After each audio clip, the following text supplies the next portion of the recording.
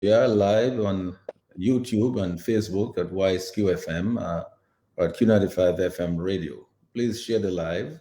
Invite your friends to join the Q family. Get the latest breaking local, regional, and international news and happenings. We certainly wish to acknowledge you on the other online streaming platforms.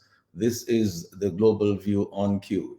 It is Tuesday, 11th of January 2022, and it's just about 7:36 in the studios at Q95, the big station.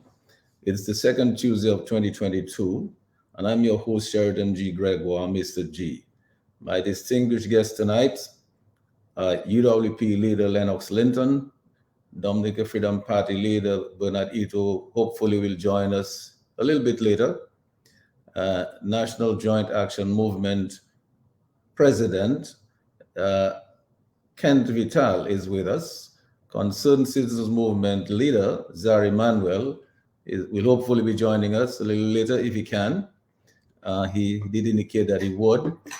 And then, of course, our illustrious economist and financial consultant, Dr. Thomson Fontaine, is with us. He should be asleep now, but he's wide awake, trying to be in this discussion with us, and we are very happy that Thomson Fontaine could be with us. The topic tonight is the economy of governance and unity in 2022. The whole question of unity in 2022, with some focus on the imperative for electoral and campaign finance reforms in 2022. We will examine the prospects and the imperative for unity in 2022. We'll look at concerns over the consistent rise in cost of government over the years, the influence of big money in election campaigns resulting in no-bid contracts to foreign construction firms, to the detriment of local contractors, heavy equipment operators, and small businesses. I will ask my guests to help us find the answers to a few of these questions, like are the frequent capital project cost overruns and constant requests for supplementary appropriations. This is a symptom of a much deeper problem. Is Dominic experiencing corruption in high office? And are Dominicans paying the price of what corruption breeds in societies? Is the standard of living and quality of life of the average Dominican satisfactory? Is it up to mark? Is Dominica's middle class and indigenous small entrepreneurial sector experiencing diminishing returns and shrinking, and is it disappearing actually? So while vast cash flows from mono CBI passport economy programs go to just a select few, is the resilience and sustainability of Dominica's people, our natural environment, and our architectural heritage now a thing of the past? So will there be peace? Will there be justice? Will there be unity? Yes, that seemingly elusive unity, harmony and well-being among our Afro-Caribbean and Kalinago brothers and sisters before our nature island gets to its 50th anniversary of independence in 2028. So please stay right here with us on the big station for this conversation, the economy of governance and unity in 2022, with some focus on the imperative for electoral and campaign finance reforms. So as I said a little earlier, my distinguished guest, Mr. Lennox Linton, Mr. Bernard Ito, who hopefully will join us, and Jam Leader Ken Vital and Mr. Zari Manuel, and then of course, Dr. Thomson Fontaine. Hopefully they will help us with some of the questions. We will discuss the good, the bad, the ugly, and the dangerous, as we always do. And we will examine these issues and hopefully make some recommendations for the way forward for unity in 2022, with some telephone inputs and suggestions from our brothers and sisters at home and abroad. And as usual, we'll do all of this with no anger, with no malice, no personal attacks, no vilification, no divisiveness, just simply bringing back civility, caring society, good governance, peace, and love among our Kalinago and Afro-Caribbean brothers and sisters. So wherever you are in Dominica, in the region, globally, join this conversation on the Global View on Q and have your say, as you do every Tuesday with me, Mr. G only on Q95, the big station. I will also expect our panelists that they will look at what has been described as an existential crisis of governance. I hope they will tackle a question as to what is the state of our democracy, the rule of law, and integrity in public office at this time. Is our nature isle doomed to become a dog eat dog society, living on and off each other rather than living with each other and loving each other? Are our electoral laws being blatantly breached? Where are the promised electoral reforms and campaign finance reforms? What can civil society do now to remove these threats? Like the revelations contained in the Director of Audit's 2019 report. Can we do better than we are doing now? And the big question, are we better off now than we were 21 years ago? Let me just say quickly a big thank you to our healthcare providers and frontline workers doing their best to keep us safe from this deadly coronavirus and from its variant Omicron. Please follow the correct advice, guidelines, and protocols. Stay safe and stay alive. So I'm happy to have you with us tonight.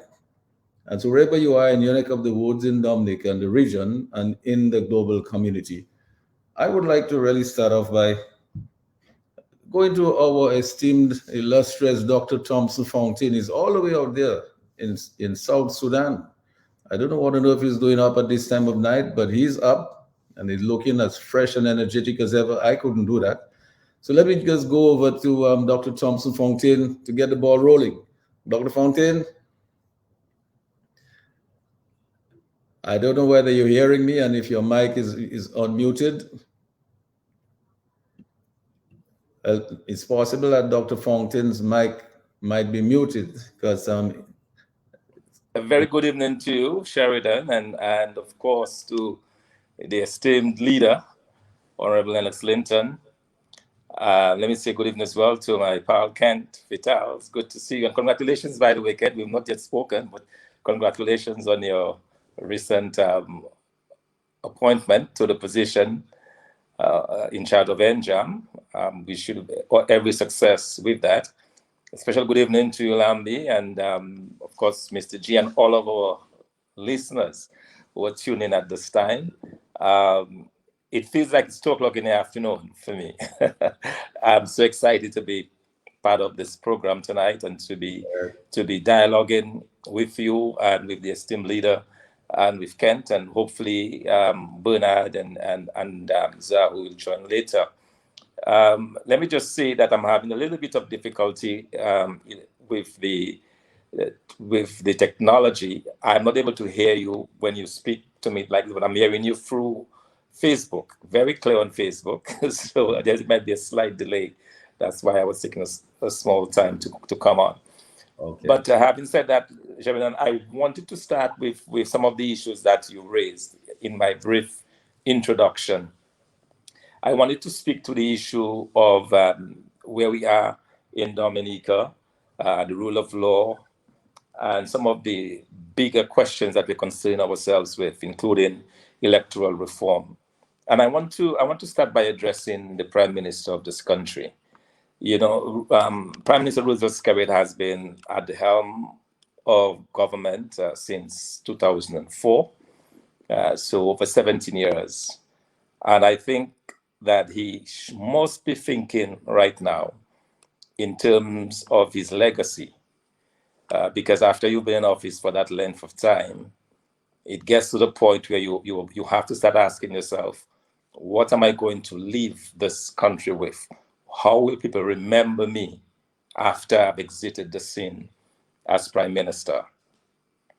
And the Prime Minister has a unique opportunity right now to help define his legacy and what he can do for Dominica at this time. And I believe that would be a really great legacy, is to leave the country in a firm state of democracy.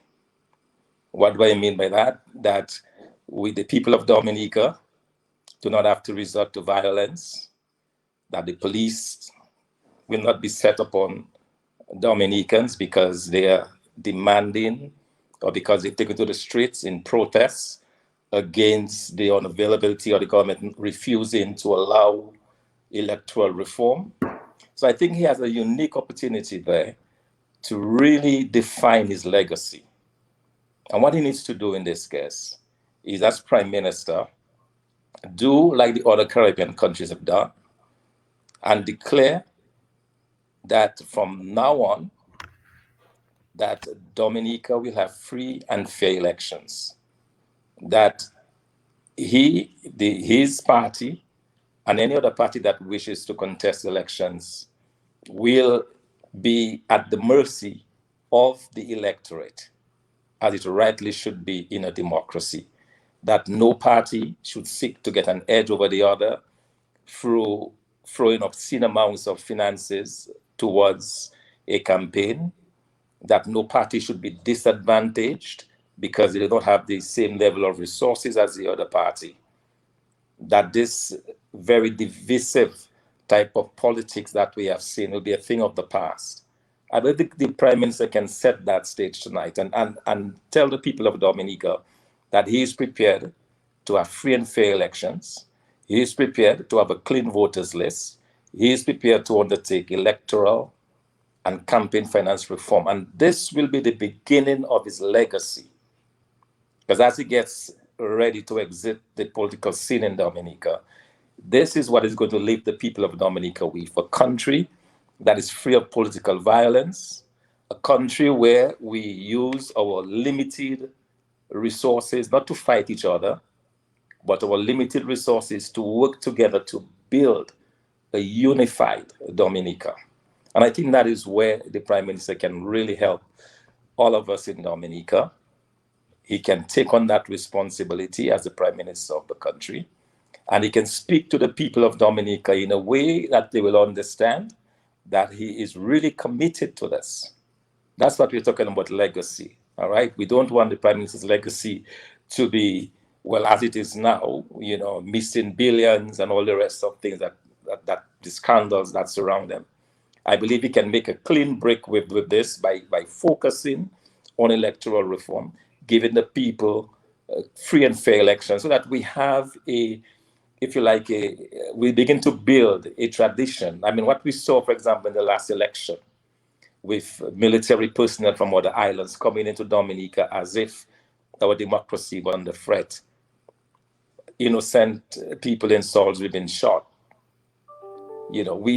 These things must be a thing of the past. Police rushing Parliament and roughing up, opposition parliamentarians. Let these things be a thing of the past. Let us focus our energies on working together, on building our agriculture sector, on building our manufacturing sector, on building our tourism sector. And let us do it in a spirit of harmony. Let us do it in a spirit of togetherness. We are too small a country to be so divided. So that's my appeal. That's how I would like to start this discussion, Mr. G, with an appeal to the Prime Minister to begin to think of his legacy for Dominica.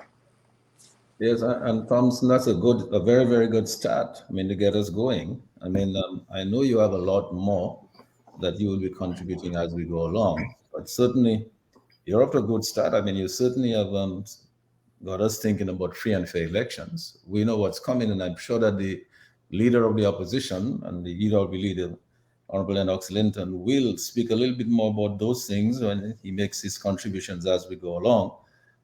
Obviously, you mentioned the question of the missing billions, which I know that he is the person who really originated that thing and kept briefing us on some of the money that is allegedly missing. And of course, Thomson, you also mentioned the Prime Minister's legacy. And I think you're quite right. If the Prime Minister really wanted to have a legacy, I mean, all of the leaders that we've had before, there is some legacy that we could look at. Certainly, I think free and fair elections would be a good way to start. But one of the things I fear as I go over to the opposition leader, Mr. Lennox Linton, is that I have not heard much talk, not even from our legal luminaries, Dennis Byron, when he was here, about the question of campaign finance reform. I'm not even sure, and maybe you can help us, Mr. Linton, whether in fact campaign finance reform was part of Sir Dennis Byron's, what he had to do in terms of reference. I'm not sure, but we didn't hear much of that. We heard about electoral laws, and I know for a fact that all of the local groups and the groups that got together, civil society, made up of a wide range of groups, everybody, they did indicate that campaign finance reform was also a key in all of this. And we do know, in fact, that most of these islands in the region have done it. They've done it well. Jamaica is a good model. Barbados is trying to do something.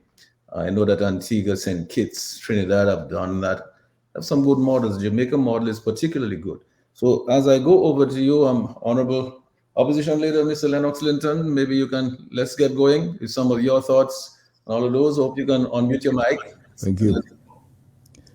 Thank you very much, Mr. G. Very happy New Year to you.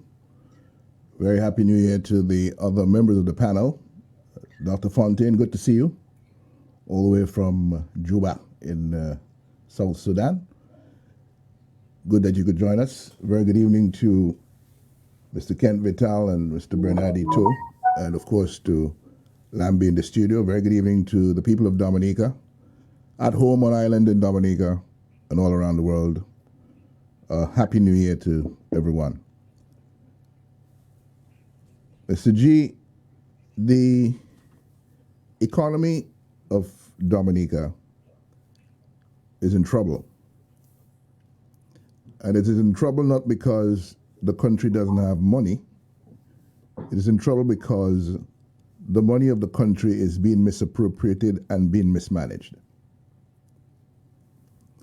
And when we talk about the economy, we're very, very simply talking about that something that is hoisted on our trade of goods and our trade of services to ourselves and to the rest of the world. It is through that process that people are engaged in wealth creation or employment income that will take care of their basic needs and allow them to thrive to the extent possible in the circumstances of our nature island. So we look at the areas that drive our trade in goods and services: agriculture, manufacturing, tourism, construction, primarily for the time being at the start, just for the purpose of setting the tone. And you would look at those four growth engines, and recognize that in every one of those four growth engines, we are experiencing severe difficulty. In manufacturing, different to what's going on in tourism, in construction, different to what's going on in tourism, manufacturing, and agriculture, because we do have quite a bit of construction activity taking place in Dominica, but we have seen a decline in agricultural output in the last 18 years under the watch of Roosevelt Skerrit. If we would like to focus on his 18 years as leader, we have seen a decline in manufacturing output. We've seen a decline in tourism output as well. And what we're not seeing, notwithstanding all of the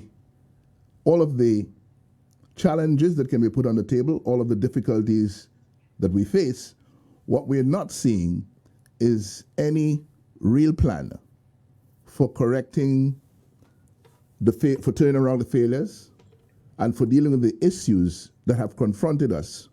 Why our performance at this stage in those growth engines of the economy is not as good as it could be. So remember years ago, if you go back to the 90s, just a little trek back to the 90s, you would see an agriculture industry sector in Dominica that was generating significant output through banana and non-banana agriculture. Bananas, of course, had already begun to decline because of the circumstances of the market, which we never really dealt with properly or successfully. And so our volume output in banana is all the way down near zero right now. In those days, we had manufacturing as well.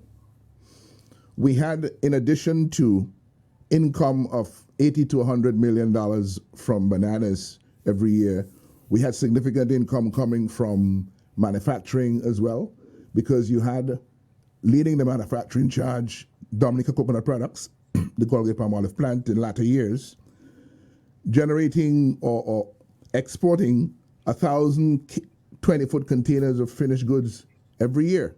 And you had other manufacturing entities around that building capability. You had the tourism sector that was at the point in 2004, thereabout, the early part of that decade, receiving over 300,000 cruise passengers into Dominica. The stayover arrivals in Dominica had reached 74,000 by 1999. And for the next 20 years, beginning in 2000, you saw stayover visitors in Dominica average out at about 72,000 persons per year, with one notable exception of the 2019 election year, when we saw a huge spike. 89,000 people visited Dominica in that election year. But we have spoken about the diversification of the economy, away from reliance on bananas and so on into more tourism. Well, that really hasn't happened. And even the major thrust that we've seen in the last 5-10 years, using monies from the sale of Dominican passports to finance hotel development, hotel and resort development. The shining example we have so far is the Kempinski Resort and Spa in Portsmouth. I don't know if it's fully complete, but people have been talking about it. What we have not been hearing is the impact that that development has had on the economy. What has it done so far? What is the amount of occupancy that we are getting at the Kempinski? How much employment is it supporting, etc.? Because we have it. And as a result of us having it, two gentlemen who were involved in the construction of it using money induced from investors by the sale of the Dominica passport, those gentlemen made off with 163 million EC dollars for themselves, $81.5 million each, before the hotel had welcomed its first guests. I'm saying that to say, every time we talk about the economy of Dominica, which, as I said, is hoisted on our trade of goods and services, the question comes up, yes, we have an economy, but who is it working for? And more you see an economy that is working not so well for the people of Dominica, but very well for the friends of the government outside of Dominica. And the best way we look at that right now is to see what happens with the sale of our passports. Because while the other areas of economic activity have declined, this citizenship by investment, which surfaced under the Dominica Freedom Party back in the early 1990s, has grown to the point where it is bringing into Dominica, it is allowing Dominica to earn billions of dollars from the sale of citizenship passports. But we are not seeing the full benefit of those billions of dollars. And that now presents an existentialist threat for the economy, because see how we have shifted significantly away from agriculture, manufacturing, tourism, construction. Look at how we have done very little with the renewable energy sector. Look at how we have done very little with the cultural industries sector. Look at where we have done very little with the financial services sector. And look at how well we have done with the sale of passports, becoming the primary source of income for the colony of Dominica. But notice what is happening. Bananas were being sold by farmers from around the country to Britain. Britain was paying the farmers of Dominica. The farmers were spending the money in the economy. The government was picking up taxes and using those taxes to run the affairs of government. Right now, we don't have income to talk about from growth engines. because every single one is underperforming. What we have is a government selling the passports of the country and bringing that money into its coffers and deciding that a significant share of it will remain outside, using those monies for activities in the construction sector, but scheming Dominicans out of meaningful participation by choosing its friends who will receive no bid contracts and determine how the billions that sit outside of Dominica's treasury are spent primarily for their benefit and secondarily for the benefit of a few Dominicans. And when we talk about the economy, we have to understand it is not going to go anywhere like that. And 2022, the crossover from 2021 into 2022, offers us another opportunity for the government to be upfront, for the government to be fair, just, honest with the people of Dominica in the stewardship of the finances of the people of Dominica. You'll recall, I just spoke about back in the 90s, the 80s. In those days, we had a GDP, right? Gross domestic product, the total value of goods and services in the economy, which was significantly more than the amount of debt that we operated with. Right now, our debt is higher than the value of goods and services in our economy. But I want to make the point that that is not, while that is what is recorded in the numbers for the IMF and in the numbers from the Eastern Caribbean Central Bank, that is not necessarily the case. Because in truth and in fact, we have a lot more money hidden overseas, being privately held unlawfully overseas, than we have in the Dominican economy. And those monies outside significantly dwarf the amount of debt that we have. So we arrive at this debt to GDP of 114% simply because we are only using the CBI money that comes into the treasury for that calculation. If we bring on board the amount of money that Mr. Skerritt has sitting outside under the control of Anthony Hayden and others into the equation, the debt to GDP ratio will change significantly, because you'll be talking about total value of goods and services in the region of $4 to $5 billion compared to a debt stock of about $1.5 billion. And this is a crisis. There's no other way to describe it. And it requires all the good men and women of conscience in Dominica to take on board this reality. And whatever you think about, whatever side you sit on, whether you're on the left side, the right side, whether you're in the front side, the back side, or the downside, the issue is the failure, the refusal of the government to put the monies from the sale of the People's Passport fully at the disposal of the people of Dominica, and to go towards the well-being and progress of the people of Dominica. We have to start there, at the very beginning of honesty in the stewardship, with the stewardship of our finances. We are not there yet, and like I said just now, I'm hoping the 2021-2022 crossover is the time that we do the right thing and step up to the plate. On the question of electoral reform, Sheridan asked a question about campaign finance and whether that was part of the remit of Sir Dennis Byron, who is the government's sole consultant on this matter and on whom the nation anxiously awaits a report.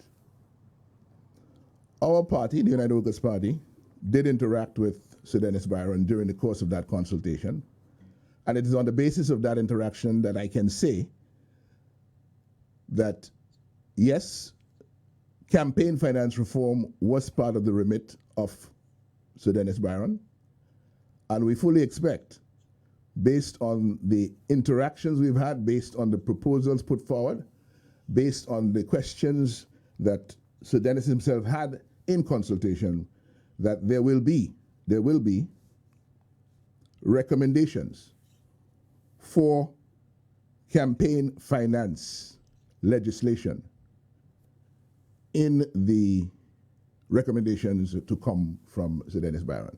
I would be very disappointed if they're none.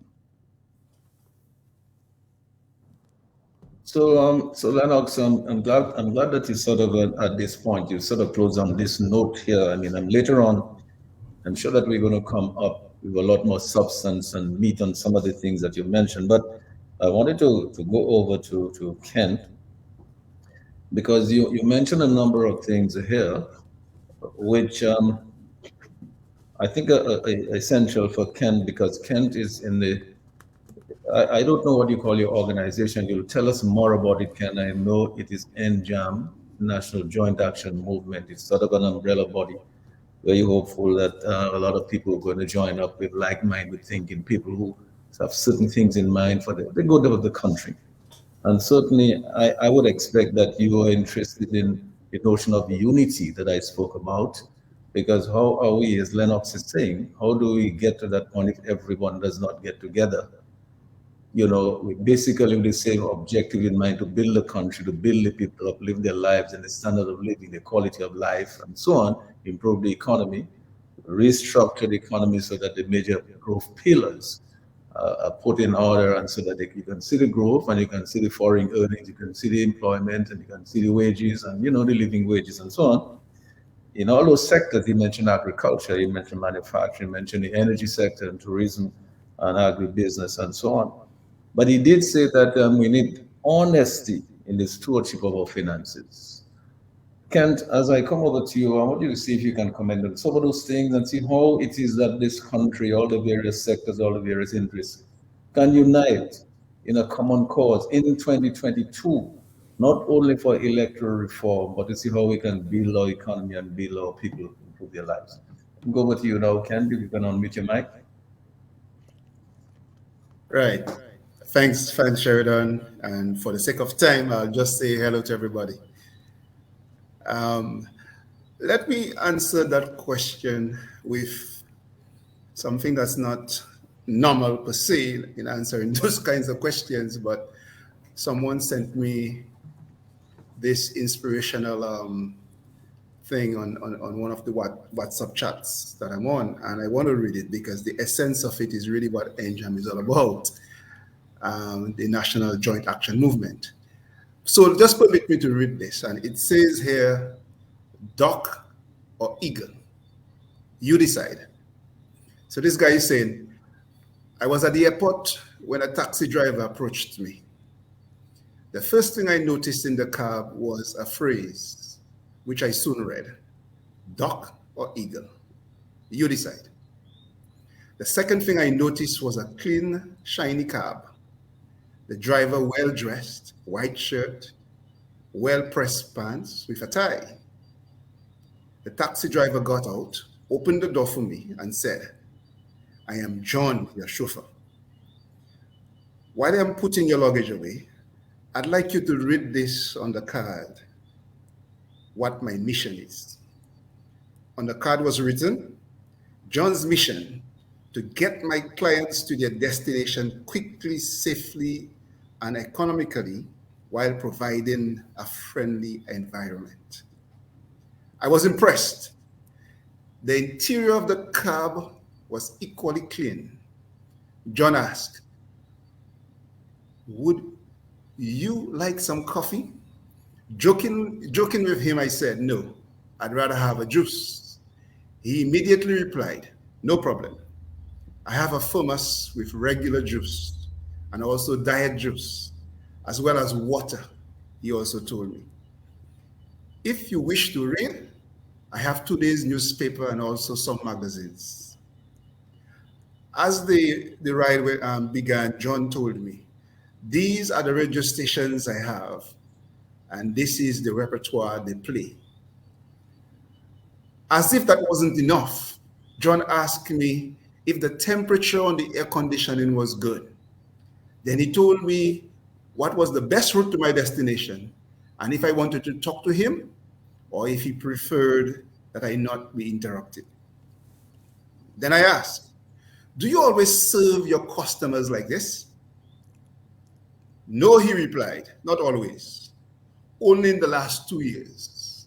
My first few years as a taxi driver, I spent most of my time complaining, just like the other taxi drivers. One day I listened to a doctor who was a specialist in personal development. He wrote a book called Who You Are Makes the Difference. He said, if you get up in the morning expecting to have a lousy day, you certainly will. Don't be a duck. Be an eagle. Ducks just make noise and complain. Eagles soar above the park. I was all the time making noise and complaining. So I decided to change my attitude and be an eagle. I looked at the other cabs and drivers, the dirty cabs, the unfriendly drivers, the unsatisfied customers. I decided to make some changes. Since my customers responded well, I made a few more changes. In my first year as an eagle, I doubled my turnover. This year, I have already quadrupled it. You are lucky you took my cab today. I am no longer at the cab stand. My customers book through my cell phone or send me a message. If I can't pick up, I get a trusted eagle taxi driver friend to do the job. John was different. He offered a limousine service in a regular cab. John, the taxi driver, decided to stop making noise and complaining like ducks do and started flying over the group like eagles do. You will get the rest of the GIF. I won't go further because I don't want to take too much time. But that's exactly what we need to now do as a people. We have spoken quite a bit in the face of all kinds of injustices, in the face of economic depression. And it's time that we change, we become different, that we do not just talk about it. It's time now that we do something about it. Now, what are we going to do about it? What is it that we have to do? Well, we've got to look at the problem we have. And we have to understand what is causing the exact problem that we have. And our solution has to be in relation to that. John understood that. John understood the problem. And therefore, he tailored his solution to that problem. That's what we've got to do. We've got to become eagles. Now, what are the problems that we have? Lennox rightly explained. Thomson rightly explained. So I don't need to go into the details here. But from everything they explained, it seems to me that what is happening to us in Dominica is that we are quickly becoming a failed state. Now, I mentioned that on a chat that was on, or somebody picked me up on that and said, what do you mean we have to say a failed state?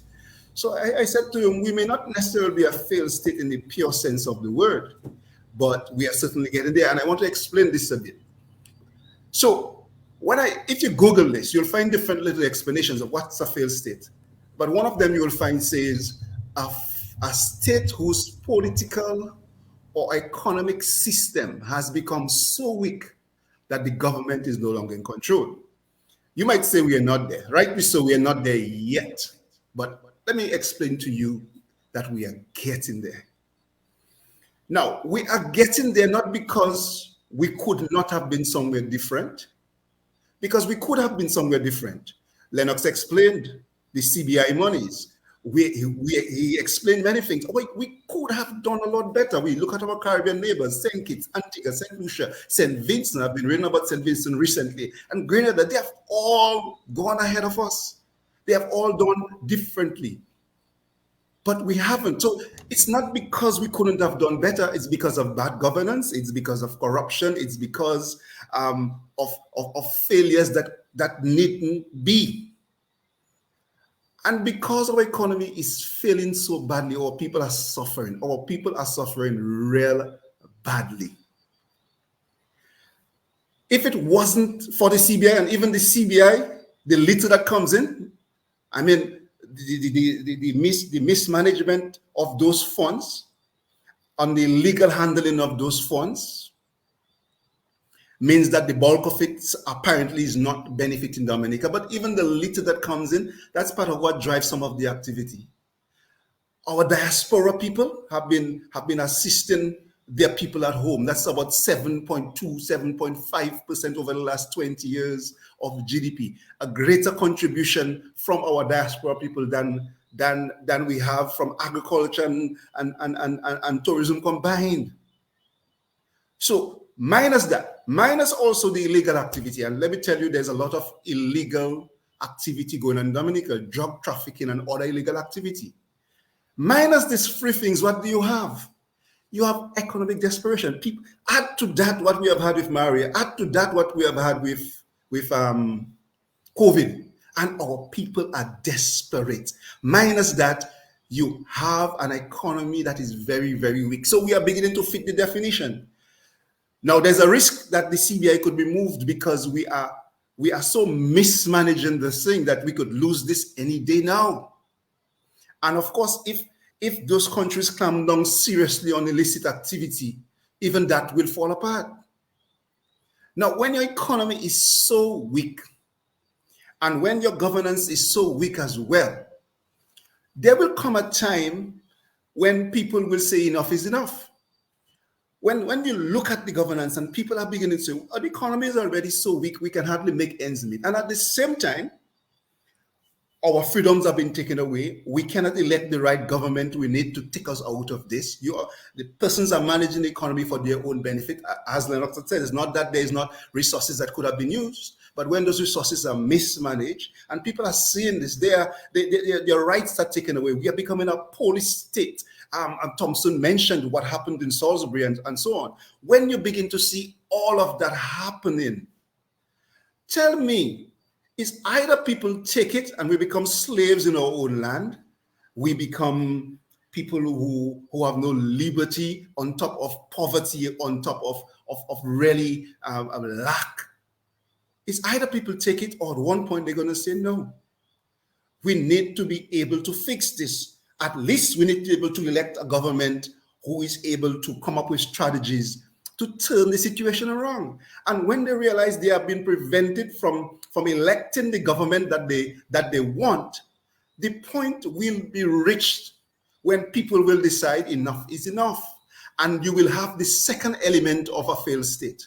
So already economic systems are weak. The second element is where the government, where the political system is weak. And it's already weak. It's just that it's been controlled through policing, it's been controlled through police intimidation and so on. But the point will reach where people will say, no, it's enough is enough.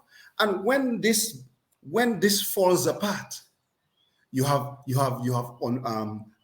political violence, you have unruliness on the streets, you have economic impoverishment. When you've got all of this, we are certainly headed towards a failed state.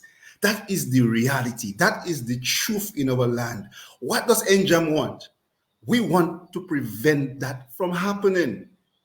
And when we understand what's happening, that the greatest reason for where we are is bad governance.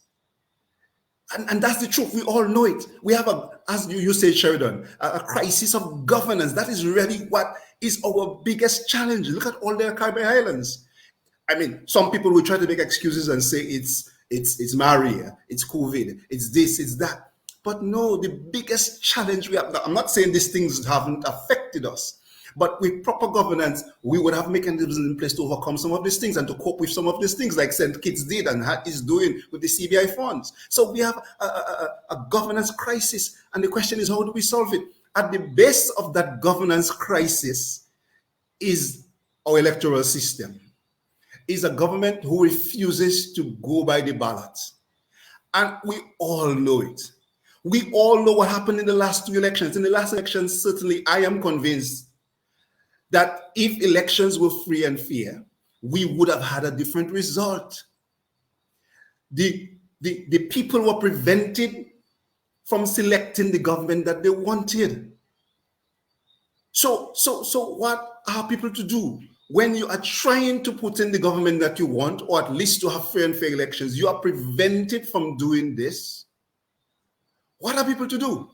Keep talking or decide together we're going to stand together, because we are at a point that is so critical, a point where if we don't stand, our country fails. We are at a point that if we don't stand, we suffer. We are at a point if we don't stand, sooner or later the police will walk into our homes and shoot us. We are at a point if we don't stand, our country will be wrecked. I am not saying this in jest of our politics. That's the reality.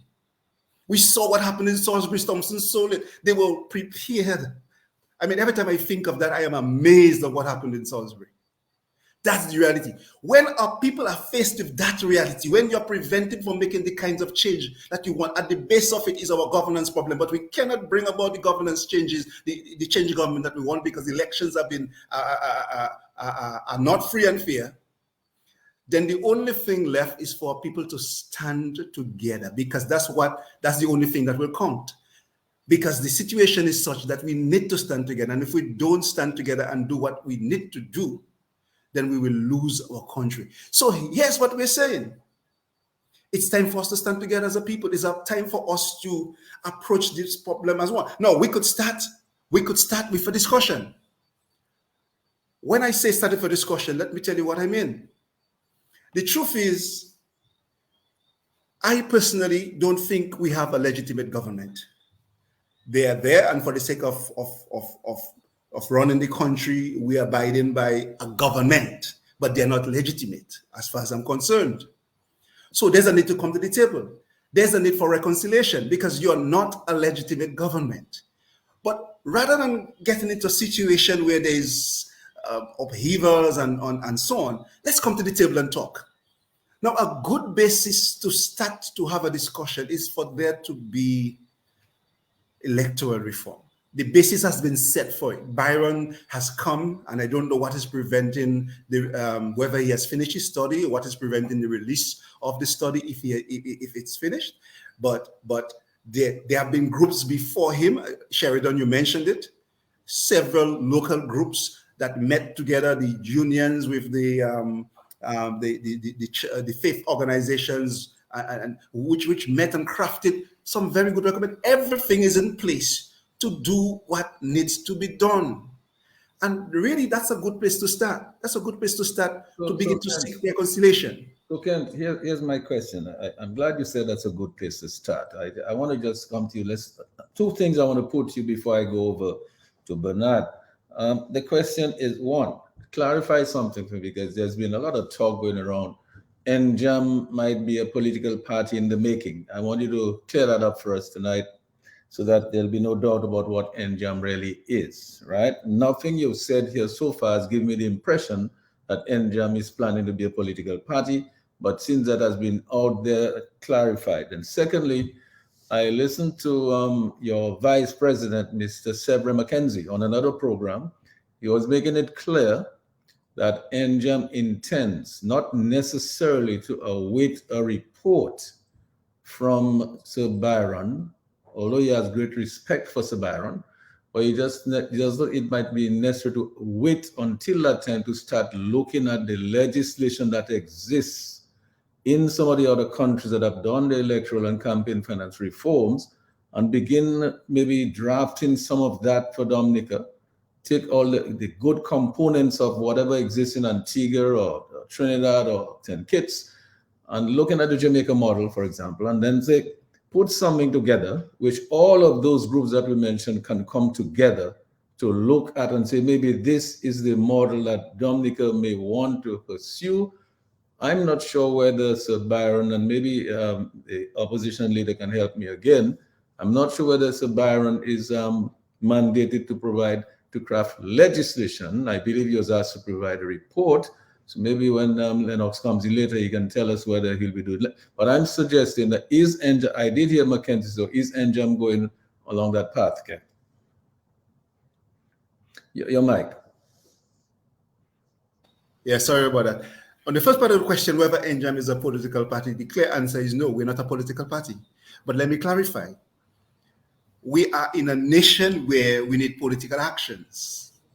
And NJAM reason for being is that we need to stand together at this point in time in our nation.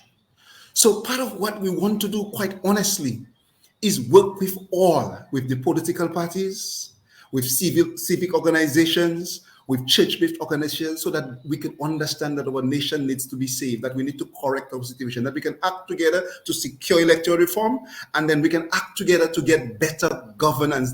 I will say it very clearly. I will say it very, very, very clearly.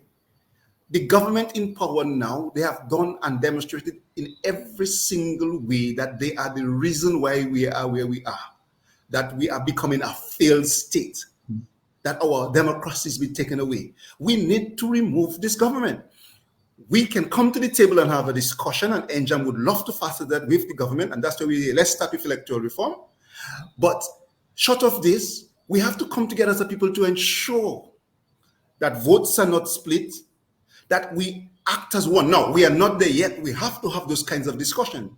NJAM wants to be part of a credible group and capable group that can cause that to happen, so our nation can come out better, that we can save our nation from becoming a failed state. All right, so Kent, so just to be clear, then in terms of what Mr. Mackenzie said, the commitment that he made, and is NJAM pursuing that, because this to me is beyond the talk. It is not a point of action where you're actually getting legal draftsmen to download the electronic versions of the Jamaica model or whatever it is and begin to craft a bill that can be, all the groups can come together and say, okay, we agree that kind of legislation is good. It looks good for our campaign finance reforms and our electoral reforms.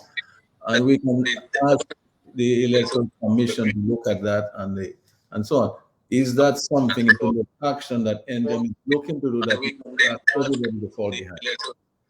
Yes, it is. And that's why I read what I read at the beginning, because we are moving from complaining and talking to action. We want all of us Dominicans, all of us, all the political parties, all the civil organization. Let's stop talking and let's do. Talking is not bad. I'm not saying it's our role to talk. We should talk. I'm not trying to disparage by using that word. I'm trying to emphasize, though, we have talked so much that now we have to act. Part of the action is exactly what Mackenzie is talking about. We want to put something credible before them.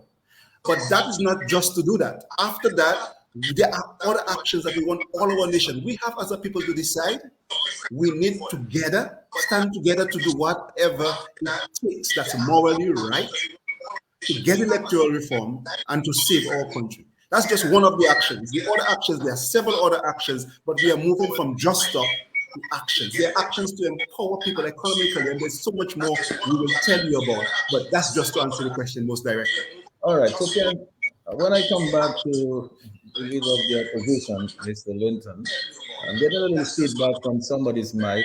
I'm not sure his mic might be open. But when I come back to Mr. Linton, I will want to put the question to him. And I don't know whether NJAM is going to take that on or somebody else. But certainly, it seems to me that there is this committee in Parliament. It's called the Public Accounts Committee. And I think that committee has shown that it's willing to work, but it's not able to because it's not getting information from the public service officials. One of the things that could be another point of action could be to look at the public accounts laws, or whether there's a public accounts act in one of the other countries, whether it's Barbados or one of them, that you could model on and say, okay, here's a good one. Let us also put that up to the officials and let us stand behind that and say, we want public accounts law in the statutes so that it will force the public officials to provide the information to that public accounts committee so it can do it, so carry its fiduciary responsibility to the people. It seems to me that if we can do that, that is another area. Well, let me just go over now to Bernard, because Bernard, you've been with us for a while now. We want to hear from you, and all of those things that we've been mentioning so far. You heard Dr. Thomson Fontaine, you heard Opposition Leader Lennox Linton, you've heard Kent, and you're the leader of the Dominica Freedom Party now. And we've talked about the whole question of unity. You heard Kent saying we need to all get together to try to arrive to some point of action that we can all rally around to get some results in 2022. Give me your thoughts on some of those things that you've heard mentioned, all the problems. Well, we know about the failures of all aspects of the economy. We know about the shortcomings there. Give us your thoughts going forward, Bernard. Okay, good evening to everyone. As Kent said, I'll save time by just saying a general good evening. It's a pleasure to be here. I've listened closely, and many good points have been raised. Many of the things that I'm completely in agreement with in terms of the fundamental issues that affect the country. I think one of the most critical turning points in Dominica's history was the election of the rise to power of Roosevelt Skerrit. I mean, that was a pivotal point in Dominica's history. We could have gone either way in our history. We went that way, and as they say, we're living with the results. So that's a pivotal point, because if you look at the time since independence, we've been an independent nation. It's rapidly becoming almost half of that duration has been under the administration of the Roosevelt Skerrit administration. And so really half of Dominica's independence history has been completely distorted, and where we were going and what we're doing and the people we were becoming. The 80s had set a foundation that cleaned up a lot of the turmoil of the 70s, set a foundation of relative peace and prosperity. And we were evolving. Our political development was underway. Politics was much more transparent. There was accountability. The economy was being grounded in indigenous effort and value creation. We were doing the right things. We were laying the path to be a proud nation. We were laying the path to be an independent nation that could do things and take its place on the table of brotherhood of nations. But unfortunately, we went completely left with the rise of the current administration. And I at some point I used to be skeptical whether the government truly is not interested in development. I thought for a long time that maybe they were simply incompetent. Now they are incompetent, but I'm saying I thought for a long time that the intention could have worked. That maybe they would try, but that they were not capable. They did not have the right team in place. They did not have the right expertise. They did not understand economics. They didn't understand social development, and they were struggling to define a program of development. But the more I got into this and the more I observed and realized, I think I was off base on that. It's not a matter of competence necessarily. It's a matter of motivation. It's a matter of incentives. The current government is simply not incentivized, nor has real interest at a deep level of developing the country. Because what is the benefit to them? Because the most promising situation for the government, this current administration, is to keep the people in a state of semi-dependency, where the government is seen as the landlord who hands out gifts and treasures to those they favor, and that, in fact, to condition the society over decades, that, in fact, this is the way of the world. And a lot of young people actually in Dominica believe they don't really have a worldview, an orientation, that, in fact, this is not the way the world naturally is. But a lot of people, young people, believe this is just the way it works. And so the government has conditioned and built this up of having a conditioned society that believes at the slightest drop, for the slightest thing, people have to ask, well, go to Mr. Skerrit. And that seems to be the natural response. And so the government has no real incentive to develop an economy of independent entrepreneurial individuals. It has no incentives to develop a prosperous civil society or prosperous private sector, because all those things weaken, and it's been proven in the history of all progressive liberal democracies has shown that as civil society gets stronger, as it progresses, as it takes its own sphere of influence, that it diminishes the power, the influence that the government has over society. And so the current administration has no interest in creating an empowered, economically and socially and empowered society that does not serve the incentive structure of what they're interested in. There is no real interest in that. And so while the appearance of wishing to do those things, I mean, one can't be too blatant about it, right? One has to keep the act going. So you will do a few things like fix some roads and build some bridges and build some apartments and give the appearance, I call it bling development. You will give the appearance of keeping things afloat. Of course, you want salaries paid. You want people to say, yeah, well, at least they're paying salaries to the civil service, and at least teachers are going to school. They will keep the appearance of social stability to some extent.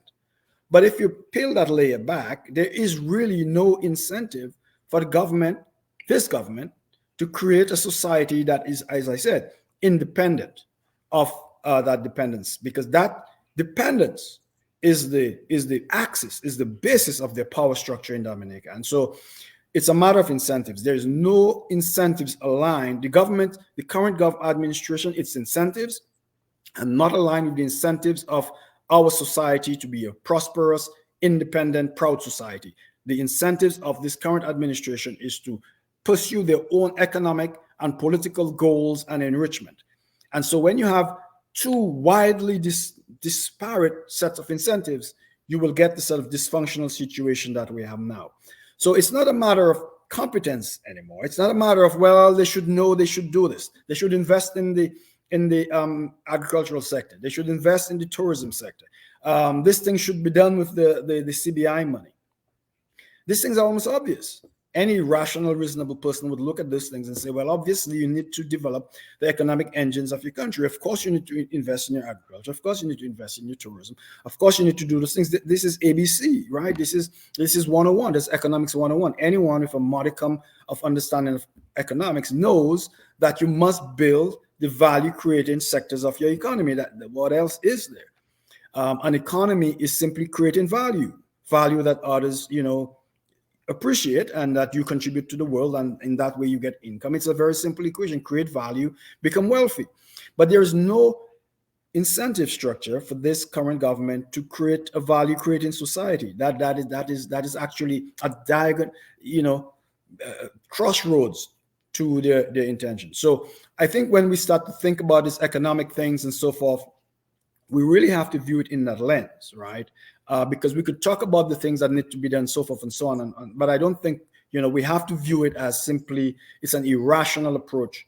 But it makes sense from their perspective.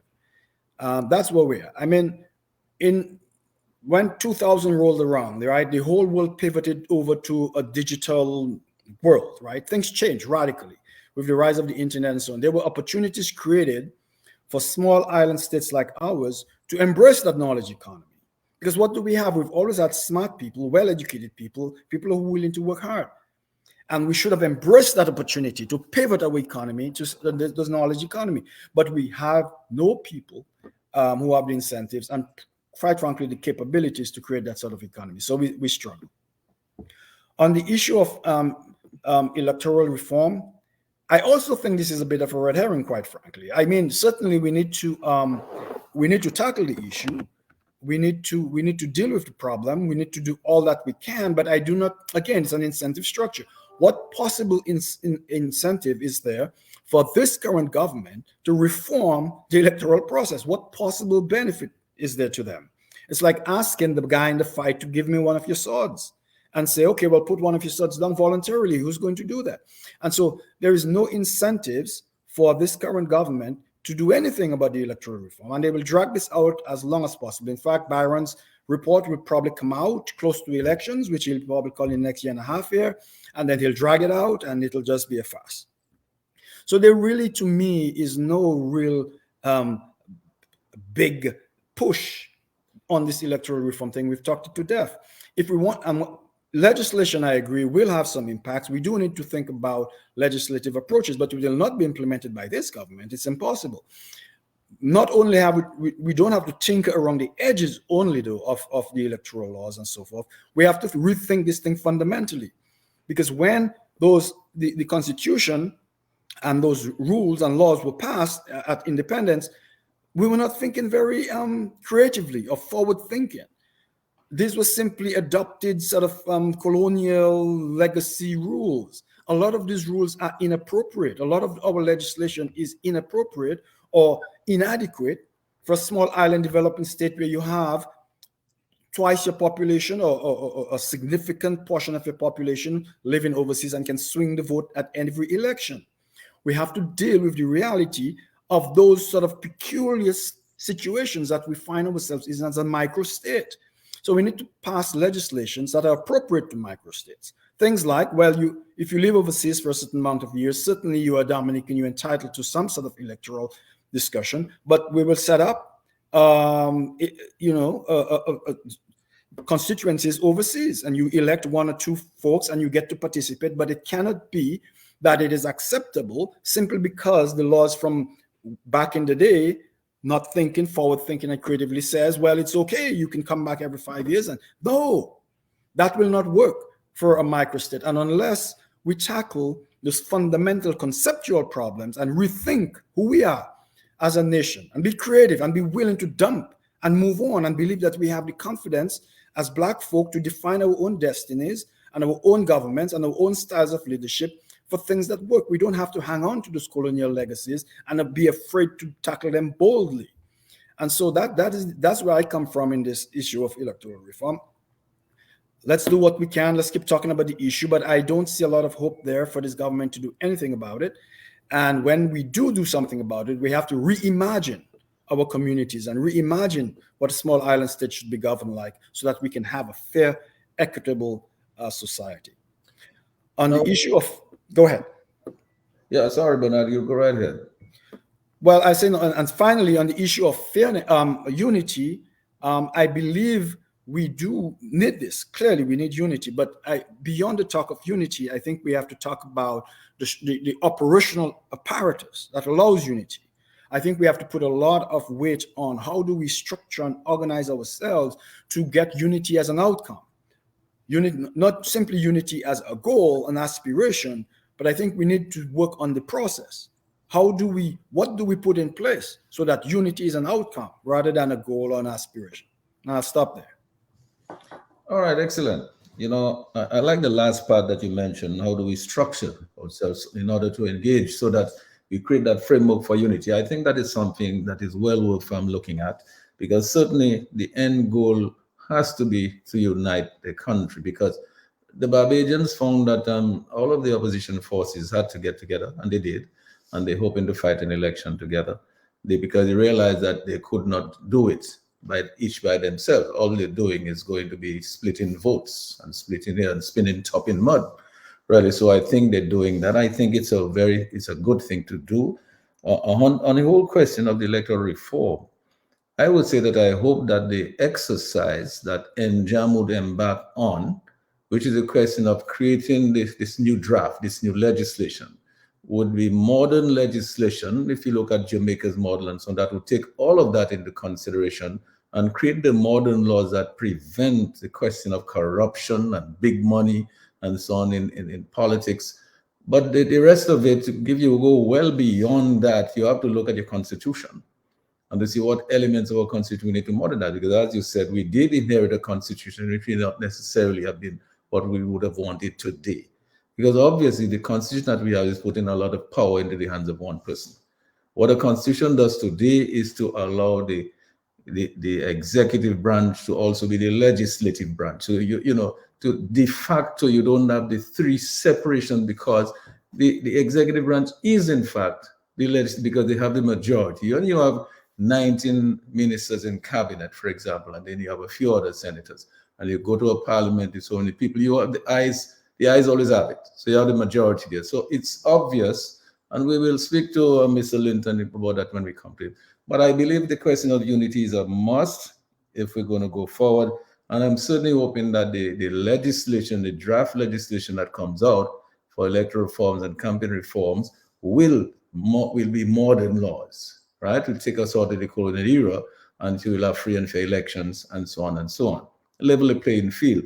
But Thomson, as I go over to you there, I really want to go to you with two things there, because based on all of the discussion we've had, I want to go back on this unity thing again, because you can see how important that is in order to get results, whether it's on electoral reform and campaign finance reform, or results in an election where you haven't even played a level playing field. It seems to me you're still going to require that kind of unity of purpose. Then I want you to look first, if you can, Thomson, at the whole question of the economy of governance. Because it seems when I go look back on the, well, you know, you have many leaders who have legacies, as you said. Each of them have left a legacy, from Frank Barron to our current Prime Minister, Mr. Skerritt.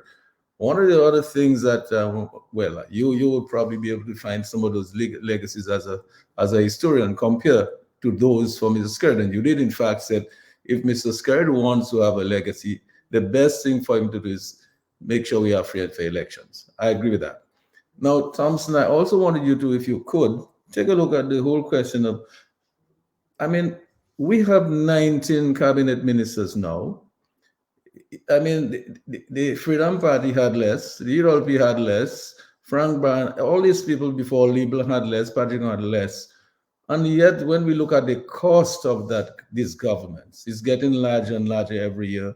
We keep going back for supplementary appropriations because everything that we decide to do, we fall in short, we overrun in our expenses, and we come back for more, always come, and not just a little bit more, for millions and millions, hundreds of $millions more. I want us to take a look at that to see if this is a real factor that we need to take into consideration as a people. Do we need to have big government that is costing us so much money? Can we go back to what we had before, where we had less government, but we're getting better results? So, Thomson, maybe you might want to speak to a couple of those things for us.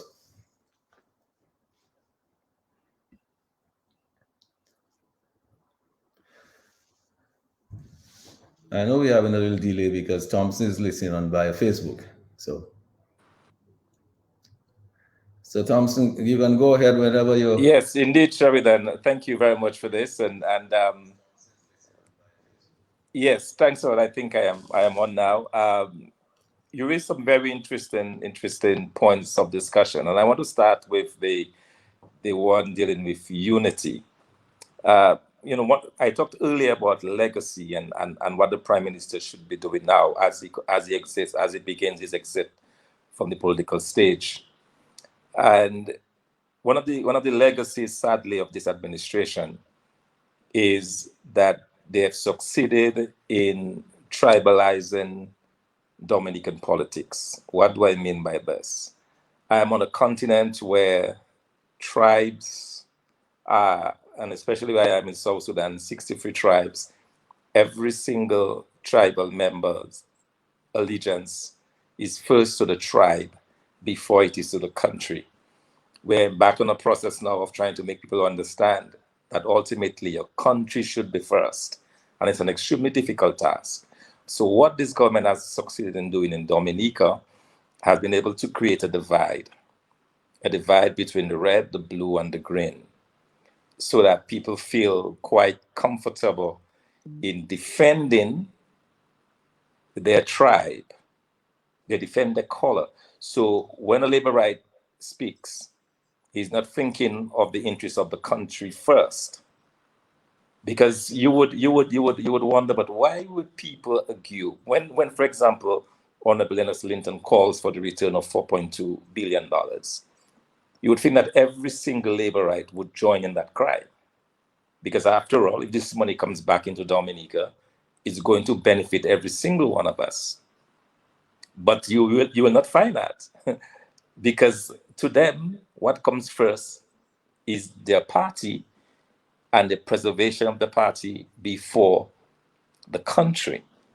And that, I believe, is where, when we talk about unity, we have to think hard, very hard about this. Because what this has succeeded in doing, and as Bernard said, it has allowed this government to continue its rule with that type of divisiveness. But at the end of the day, it's at the sacrifice of the country in Dominica. So how do we reverse this? People need to begin to have the mindset of country first. That, hey, yeah, Pal Rep, I love you, but I love my country more than I love you. I love myself even more than I love you. And that's the kind of conversation I believe more that we need to have. It is one thing, yes, the opposition itself needs to unite around a single theme, but people need to be focused. And I think we are at a very critical crossroads now in Dominica. We are at the point where we have been going down a particular road. We have been going down a road of poverty, a road of high unemployment, a road of malgovernance, a road of corruption, a road of self-centeredness, a road of tribalism. And we now have to get to the point and ask ourselves, is that what we deserve? Is that what as Dominicans we want for ourselves? And if we can truthfully answer that question, if we can somehow remove ourselves from this bind or from those chains that bind us to think along political lines and begin to think of the country, where do we want to see the country going? If we look around us, the Dominicans, who within Dominica can move the country on a path to prosperity? Who are the people within Dominica that can be selfless in government, whose first claim to power will not be to remain in power indefinitely, but rather to help steer the country on a path of prosperity that all shall in fact eat? These are the kinds of questions that we need to be asking ourselves. So yes, we need to be unified, but we need to begin to break the chains that are so tribalized Dominica, that we are now put into different log boxes. We are put into different, pieces, different sets. And within the opposition, we need to begin to speak with one voice. So the efforts of the Freedom Party, United Workers' Party, of any other party that exists now in Dominica, of NJAM, or the civic groups, we must find a way to work together and to speak with one voice. And this one voice we're going to speak with is a voice of reason, is a voice that says, yes, we are going down the wrong path, and we need to redirect our direction. We need to redirect, we need to change course.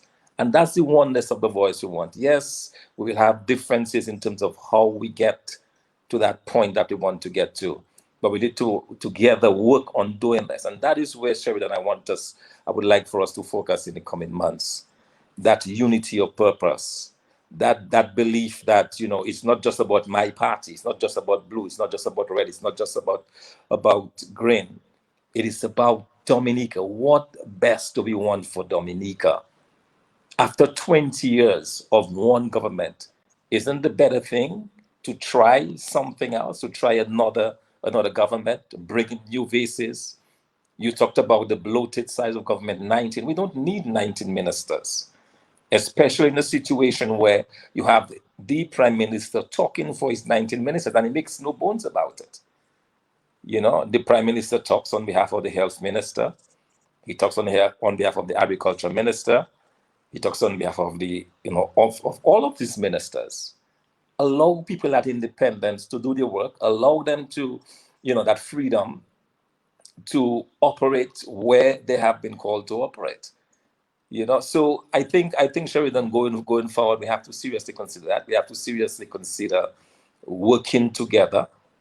You talk about the splitting of the votes. I think ultimately what we're going to find, what will have to happen, as I said, is that some labor rights, our dear friends within the Labour Party, will have to understand that for their own personal development, for the development of their children, a development that will see a focus, for example, on agriculture, a development that will see a focus on manufacturing, a development that will see a focus on tourism, a development that will see a focus on quality education, on a quality health system. All of these development that must take place in Dominica, that will develop our own natural resources, develop our geothermal potential, develop our solar potential, our wave potential, all of this renewable energy potential that exists within Dominica. A focus on this. Bernard made a very critical point earlier.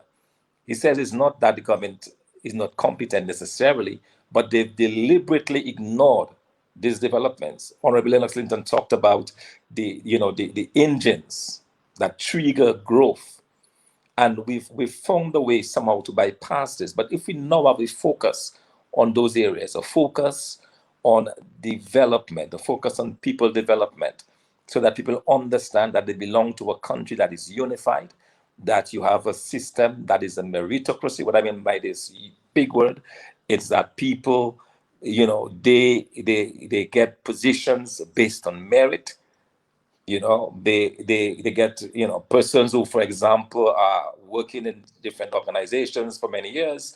They benefit from the experience. They get promoted as a result. That you don't get promoted based upon your political affiliation, but rather on your ability to do the work.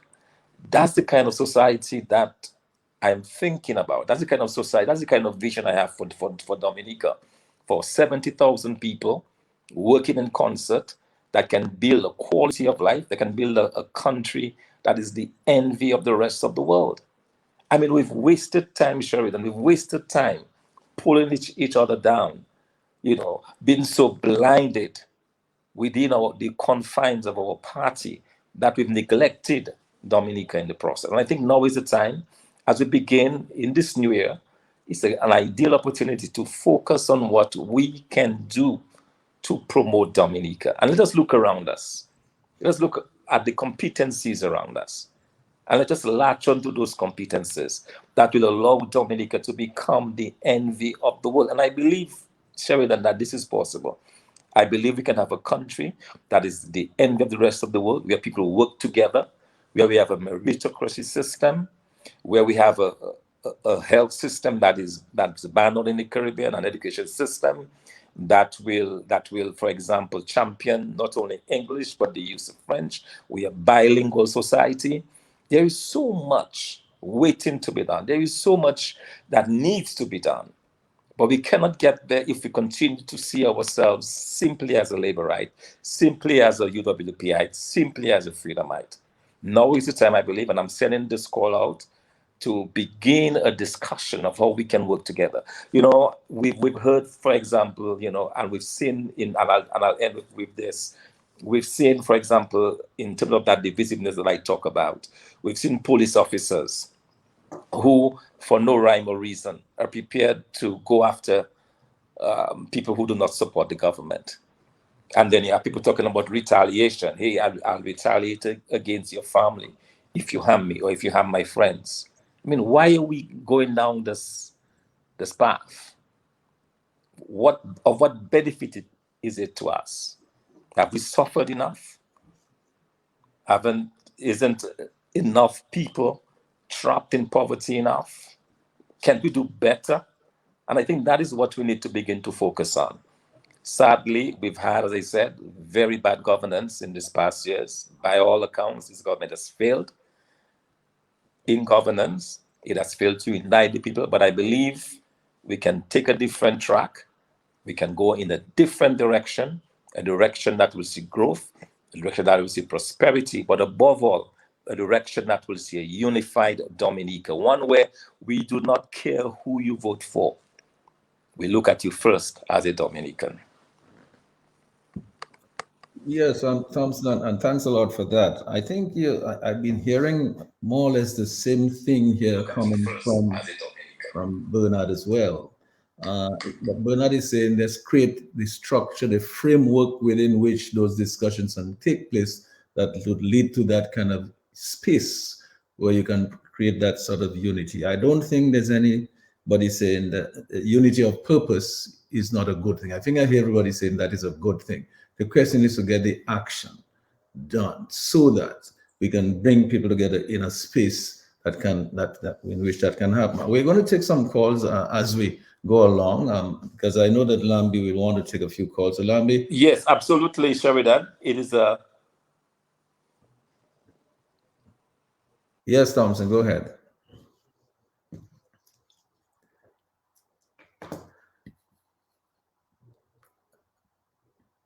I don't know whether Thomson, I know you have a delay because of the, you using Facebook to hear us, but so that's okay. So let me just go over to opposition leader Lennox Linton, and I was just letting Lambie know that make us a signal if if there's calls that's coming that he would like to take. But after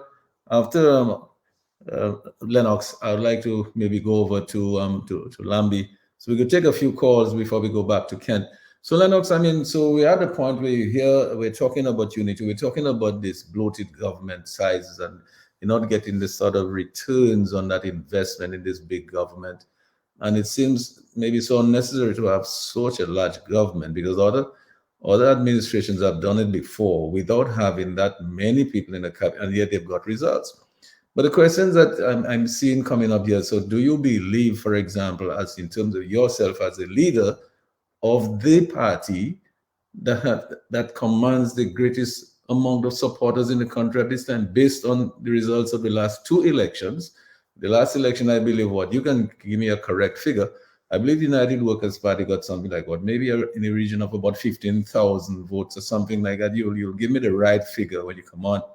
But the question is, do you believe a united opposition front is necessary at this point in order to defeat the incumbent? And I prepared, for example, to give priority, just like Thomson and Bernard is saying, priority to the interests of the country, protection of democracy, preservation of our constitution, and looking after people's interests first, ahead of party, ahead, personal ambition and so on. The same thing goes for every leader around, no matter which sector that you're in.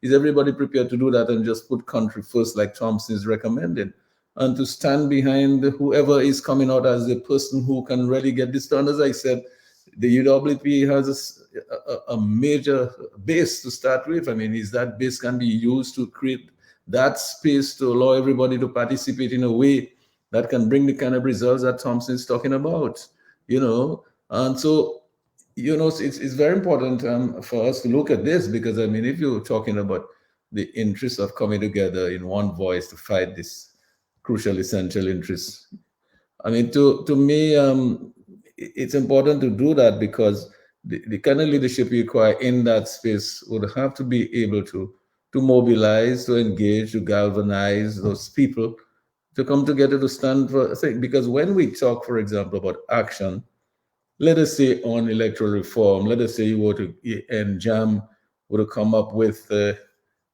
draft laws for electoral and campaign finance reform, and let us say draft laws for public accounts, a public accounts law. How do we get everybody to come behind that, so that when people are called out, everybody comes out rather than 6 people coming out, And then instead of each person trying to raise funds, can everybody get together and try to raise funds? Because this regime obviously has access to largesse, so that they have a big war chest wherever the money is coming from, and your millions being spent in elections. It seems to me if all of the opposition groups were together, instead of each one trying to raise funds individually, it probably might be best to try to raise funds as one group. Lennox, let me go over to you and you give me your thoughts on some of those things and any other thing that you have in mind to talk about. Thank you, Sheridan. There's always a lot to give your thoughts on when you speak after Sheridan Gregoire has spoken, Mr. G. And I hope I am keeping track of some of the important points that you've raised. But let me say that when we talk about unity, keep in mind that the people of Dominica are united, whether they like it or not, whether they recognize it or not. We are united in increasing dependency. We're united in increasing poverty. We're united in increasing joblessness. We're united in increasing underemployment. We're united in victimization of people who don't share the political perspective or support the ruling party in Dominica. So for many Dominicans across the board, they are united under what is not going right for them, but failing at the same time to unite around what must go or should or ought to be going right for them. Now, I always get concerned when this matter of electoral reform comes up, and we seem to forget that what we're talking about is fundamentally the people's right in a democracy to elect government of the people by the people, for the people, as a very important starting point for the success of the democracy and the parliamentary democracy that we speak about. Because what is happening under our watch right now in Dominica, we have watched for a few election cycles now, one man and his political party deciding that it is not the people in their majority vote that is going to decide who runs government. It is us who have the reins of government and will ensure, through any means, fair or foul, that we remain in office. Which is the reason why in the laws of Dominica, you have provisions against bribery, against cheating, against impersonation. And there are clear guidelines set up as to how elections should be run. This party in office now since 2000 has rigged elections successfully, every cycle with greater success at every opportunity. And the people stand back and watch. Because one of the most distressing things that is happening to Dominica is this belief that because you are the one, or it is your group or organization that is talking about it, it is your responsibility and your responsibility alone to fix something that is affecting all of the people and their chances for peaceful, safe living in the nature island that God blessed us with. So it is not easy to hear that electoral reform is some kind of red herring. I hope I got Bernardito wrong on that point.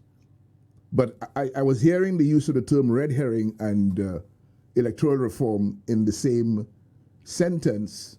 And I'm wondering, well, what is this? Almost as though, yeah, it is something that we can talk about, but we can do other things, right?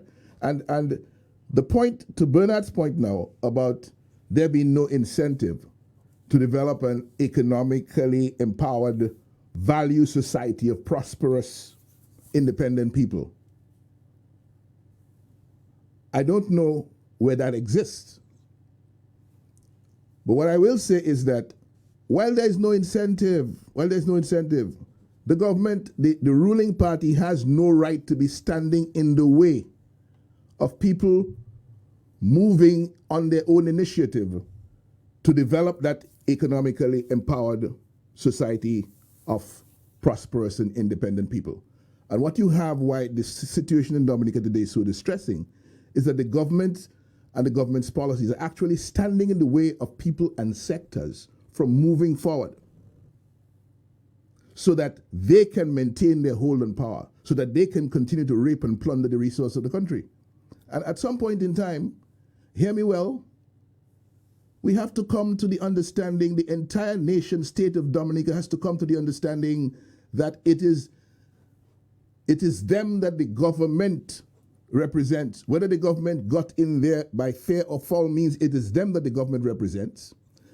And regardless of what rule of law structures you have that may or may not be inadequate, at the end of the day, it is the responsibility of the people, especially those who are being oppressed, to take matters into their own hands and decide this kind of governance is not good for us. We don't want it anymore. This is where it stops. A government was stormed out of office in Dominica for much less than what we've seen happening today, Much, much, much less than what we see happening today. It has never been the situation before in the history of Dominica that one small clique of people so effectively commandeered billions of dollars belonging to the people of Dominica who are sinking deeper and deeper into poverty, while we find all sorts of excuses why we should stand aside and continue to look. And Kent, my brother, I listened to you and I was attentive when I was listening to the story about the customer service intervention that this gentleman made on behalf of his business. Because I was looking for how we connect that wonderful experience to what is in front of us and whether there is something, some example that we can follow up on, that we can use Similar to how the guy got his thing going and he's pursuing excellence and it's working for him. What thing of similarity can we be doing in this current political environment to move us out of where we are today? Because you see, it is working, what is happening to Dominica is working well for those who are making it happen to Dominica. It is not working for those to whom it is happening. And is to whom it is happening, to those whom it is happening, that must stand up and must do something about it. I'm on this question too of the size of cabinet. You know the interesting thing about that, gentlemen? Dominica set the tone some years ago with its 18 ministers of cabinet. And everybody around Dominica seems to be following suit right now. There was a time when the other countries had 9 and 10 ministers of government. All of the numbers are rising now. St. Lucia, 15. Antigua used to be 7 or 8, now 13 and growing. St. Kitts, 9. Grenada, 17, one less than Dominica. It began here, but everybody else is saying, oh, well, look at little Dominica. The economy is nowhere near the size of ours. We have bigger GDPs than them. They have bigger government than us. So everybody's trying now to be like Dominica in terms of the numbers and giving jobs to the boys, which is another matter completely. But on the question of electoral reform, one of my disappointments is that the Electoral Commission that has the mandate to conduct a free and fair elections in Dominica has sat aside since the election of 2019, and we're coming now to 2022, which is 2+ years have gone by, and basically have done nothing about electoral reform that we had a big issue with for the 2019 election. And the Electoral Commission now seems to be waiting on the report of Sir Dennis Byron rather than moving ahead with its agenda on behalf of the people of Dominica. So it would appear that there's some understanding between the Electoral Commission and Sir Dennis Byron that it makes sense to wait for his report, and they will implement the recommendations from his report. Those recommendations have to be scrutinized by we the people, because we expect that the eminent jurist that he is, Sir Dennis will in fact do justice to the assignment that he was given and present something that will work and work well, if implemented properly, will work well for the people of Dominica in terms of what we need in electoral reform. And this electoral reform really, from our point of view, is intended, has to be focused on restoring the right of the people of Dominica to elect a government of the people of Dominica, by the people of Dominica, for the people of Dominica. It must be directed at removing from the hands of a few people in the current administration the right to decide, no, you people no longer have that right. We will decide for you who your government is, and that government is always going to be us. And we'll do so with bribery. We'll do so with treating.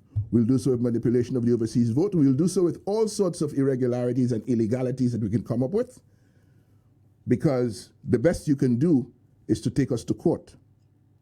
And when we go to court, you can do what you want. You can get to the CCJ if you wish, and the CCJ can give you a ruling that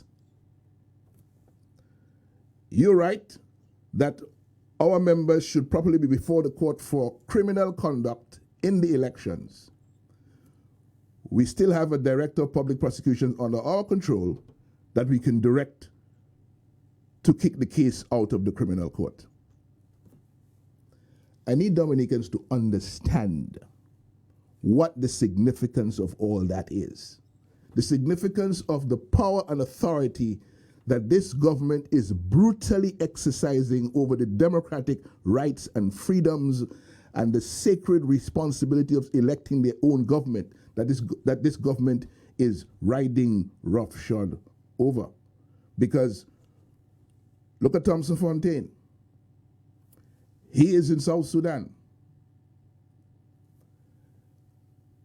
When he shows up here to Dominica, the land of his birth, the police will most likely be at Melville Hall waiting to arrest him and to bring him to the court on a bogus charge of incitement.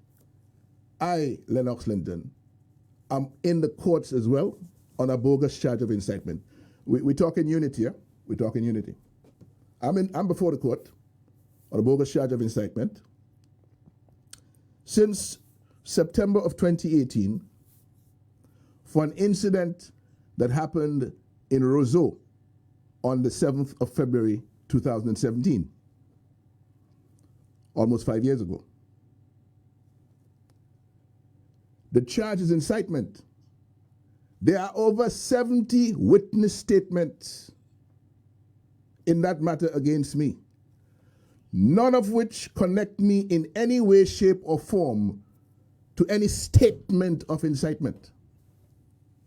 But in the mind of Roosevelt Skerritt, and in the minds of the $1 million lawyers that he has retained from Trinidad to fight and persecute me in the courts in Dominica, there was incitement. So the matter began. The magistrate that was hearing it moved on. It starts again under a new magistrate, and life goes on. The people of Dominica are sitting by thinking, well, oh, it's Lennox Linton, one man. Let's Skerritt and them do what they want with him in the court.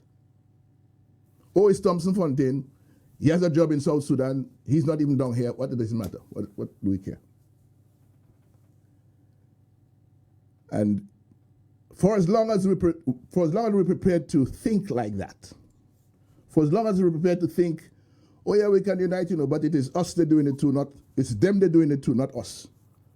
So we're not in that. Some fellas get arrested. Some fellas get brutalized by the police. Some people's right to dissent. I want to interject you a little bit and engage with you for a moment there, Lennox, because I'm not so worried about Thomson Fontaine. I suspect that Thomson Fontaine, one of those days, is going to arrive in the airport in Dominica, be prepared to get arrested and become a hero. Because it will be a bogus charge. It's not going to stand. It's going to be prolonged and whatnot. But one of those days, Thomson Fontaine is probably going to arrive and get arrested, knowing he's going to get arrested and then fight for the people if he can. Right? Now, here's the thing though, Lennox. I think Bernard Ito, and we all made a point, you need a space in which people can get together, a structure, a framework. You mentioned 1979. What I recall about 1979, that structure, that framework, that space was there, that commonality of purpose to get a job done. So this thing was created, right? And people came together and said, this is what my interest is. We all have an interest. So let's all get together. Let's put our foot down. Nothing is going to work until we get what we want. That is what happened in 1979. I think the question that's coming up on the table here again is, are all of the leaders in Dominica, like those people in 79, prepared to come together, have the discussion and create that space, that structure, that framework within that dialogue can take place, and then agree as one voice.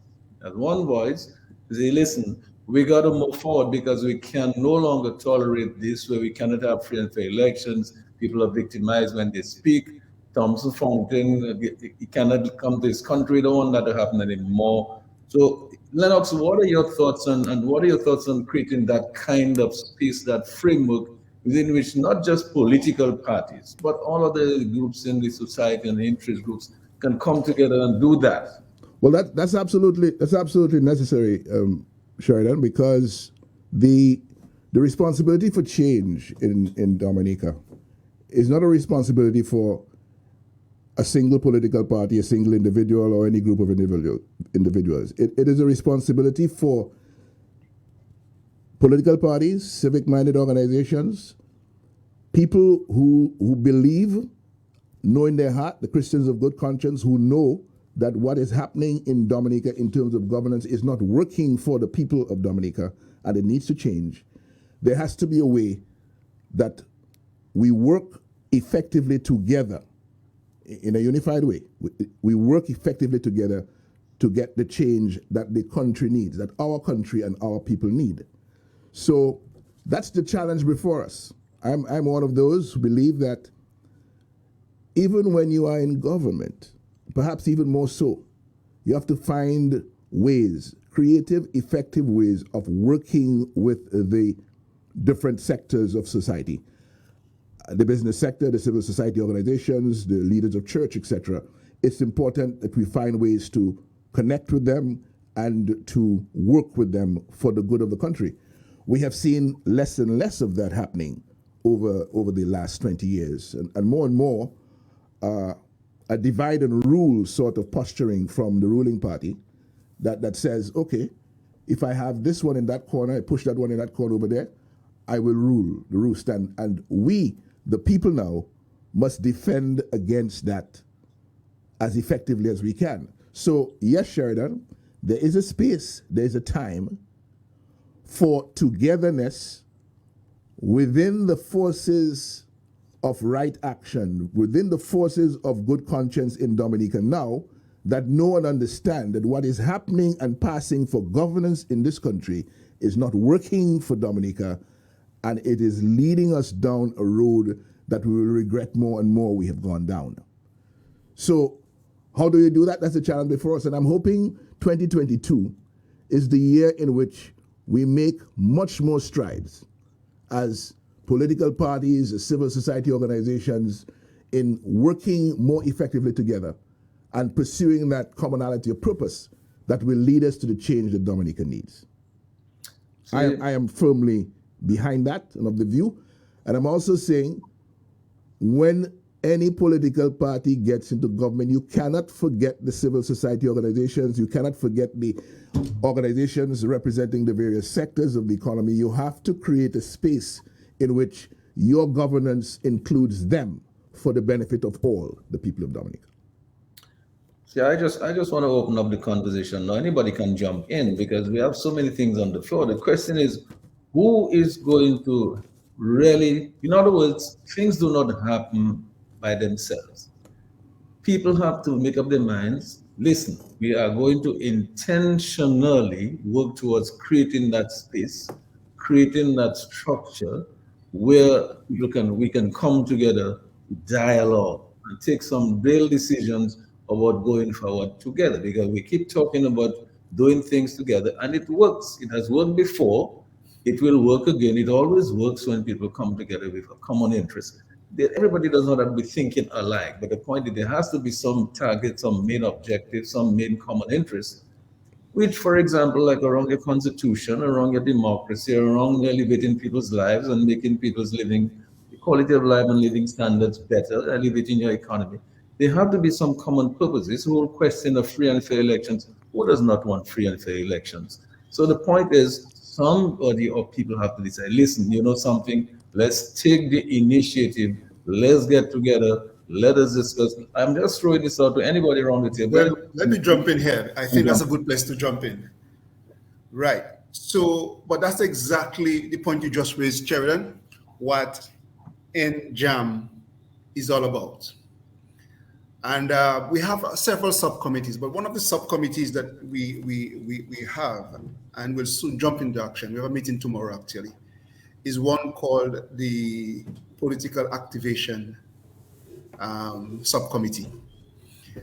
That is the committee that will make recommendations to the NJAM overall committee concerning exactly what we're talking about, creating that space, recommendations about the process through which we come together to take the kinds of actions we need to take to save Dominica. So that's on the cards, and there are good people who are volunteering their times and giving their efforts towards that. But that's a must, because as Thomson rightly said, we have to think Dominica first. And we have to change attitudes, and we have to change mindsets, and we have to convert many persons to the right side. But talking about converting many persons to the right side, I am very encouraged to know. Don't forget where we started from. If we were to go back to the last election, there was already a majority of Dominicans that rejected the current government. the reason why the current government won appears to be, and not appears to be, we all know it, because there was massive bribery, massive fraud. We all know it. So we are at a good place. If it wasn't for persons being bought and being flown in to vote in the election, it would have been a different result. So I am saying Dominicans have already shown that we do not want to continue with bad governance. They have already shown that. But we need to convert even more persons to show that. And then secondly, as I go around, I am beginning to find more and more, and Thomson, you spoke about it should not just be, we should drop our the red and the blue and the green, and we should think Dominica first, and I fully agree with you. But you know what's happening as I go around? I'm finding persons of who were laborites or still are laborites or who were laborites who are beginning, their eyes are opening and people are beginning to say, no, this is not right. This is not good. So guess what? We started from the point where there was already a majority, maybe not a huge majority, but a majority that already rejected the current bad governance that we have. We are adding to those numbers. People increasingly are beginning to realize what's going on is not right. So they're coming off this party first thing and they're coming into Dominica first thing. And that's beginning to happen. So we've got to fuel it. We have got to do more. So going back to the point Lennox was asking, what's the point of the illustration that I raised? And but this is exactly the point. The point is that we have spoken and we have made noise, so to speak. Rightly so. We have complained. Rightly so. But we do not seem to have a government that's listening to our complaints and our noise. So we've got to figure out how do we rise above that noise? How do we not just speak about it? How do we not just complain about it?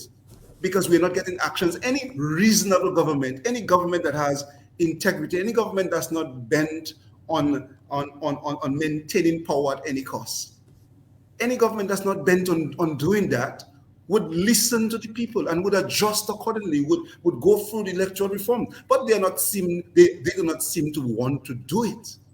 And I think what Bernard was saying is that there is no incentive to them because they want to maintain power. And anytime they do something different, they know that people have already rejected them. So electoral reform means clearly they will go out.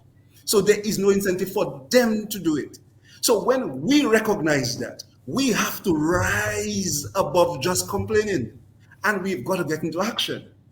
Now, you begin to ask what kind of action? Well, we mentioned some of it already. Well, first, let's begin to give them no excuse for saying there is no law drafted, reasonable drafted. Let's begin to give them. That's what Mackenzie has been talking about. But that's just the beginning point. We've got to go further than that. And as a people, and these are discussions, when we set up the mechanism for discussion with civic society, with the trade unions, with faith-based organizations, we'll come up with the kinds of steps and discuss our suggestions with them as to the kinds of things we need to do. But what Mackenzie mentioned is just a first step.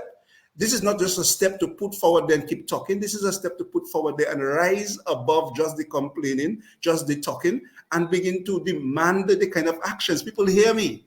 Unless we take the kinds of actions, because we have a government that's not listening to just our complaints, unless we begin to rise and think of what's the right kinds of strategies we need to exercise to get action, is not going to happen. And that is what NJAM wants to do, to organize. But that's just one area. There are other areas. What a part of what is being done is economic terrorism against our people, victimization. Several of our speakers tonight have mentioned that.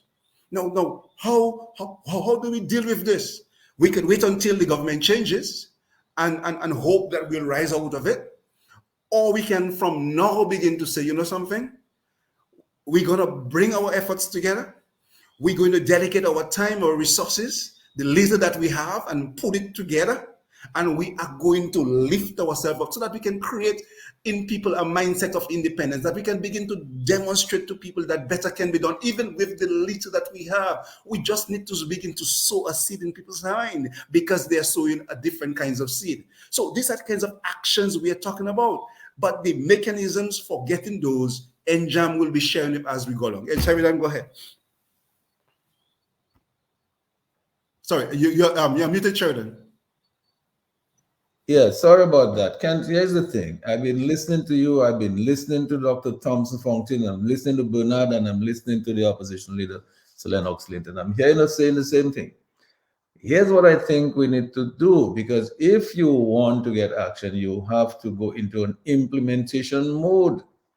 You see, you cannot be talking all the time. At some point, you have to go into implementation mode. And what I hear Bernard saying, create that framework, create that structure, create that space so you can come in there with all the ideas and be committed.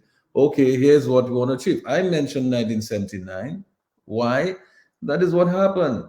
That's it. That is exactly what happened. The private sector, the churches, everybody, the unions, everybody came together and decided, you know something, we are creating this space. They called it at that time the Committee for National Salvation. That was what they called that structure that Bernard is talking about.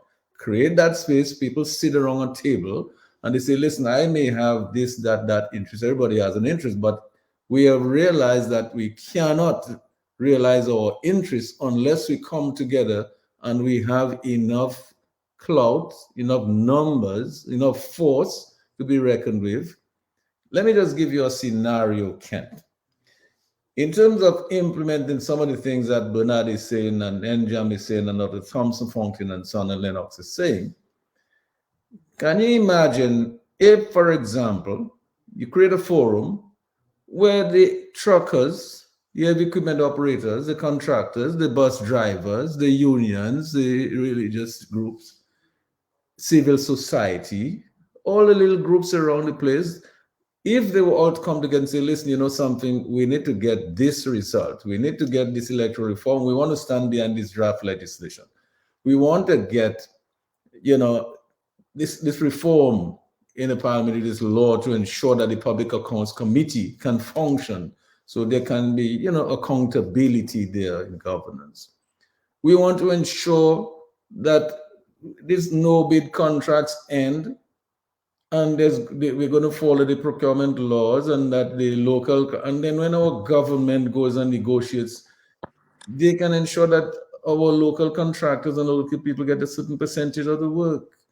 If, in other words, I'm saying if all the various interests came together, and if the union said, well, you know something, why should we settle for 1% and 1% or 0 for 14 years? When cabinet may have given themselves 60% increase some time ago. In fact, when we look at the whole question of the cost of living, Thomson, we find, I mean, the situation now has changed so much. I mean, how much is a thing of a loaf of bread compared to what it was maybe 10, 12 years ago? It's much higher now. In other words, everything is going up. The cost of living has gone up, and people are having a rough time making ends meet.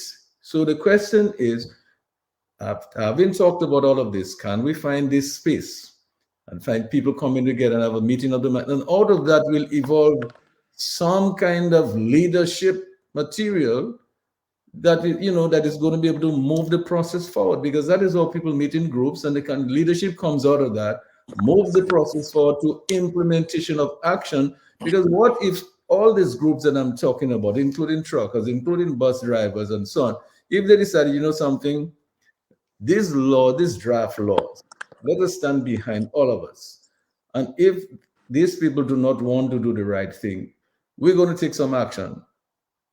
We're going to create some disruption, right? You know, Sheridan. Yeah.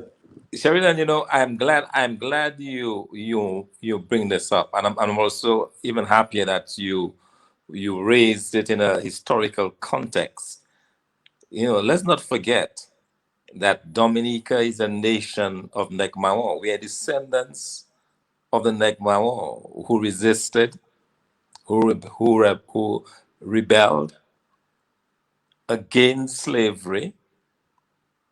We are descendants of those who resisted and rebelled in 1979, and it can happen again. And that's the reason why at the very outset, I couched my presentation with regards to the legacy.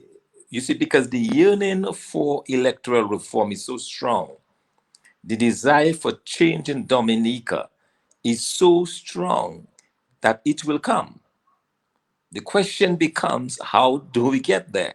And that's why I made an appeal, a special appeal at the outset of this program to the Prime Minister to guard his legacy. Let us take the peaceful path. But I can guarantee you, if the peaceful path is not forthcoming, the people will stand. The people will take to the streets. It has happened before. It will happen again.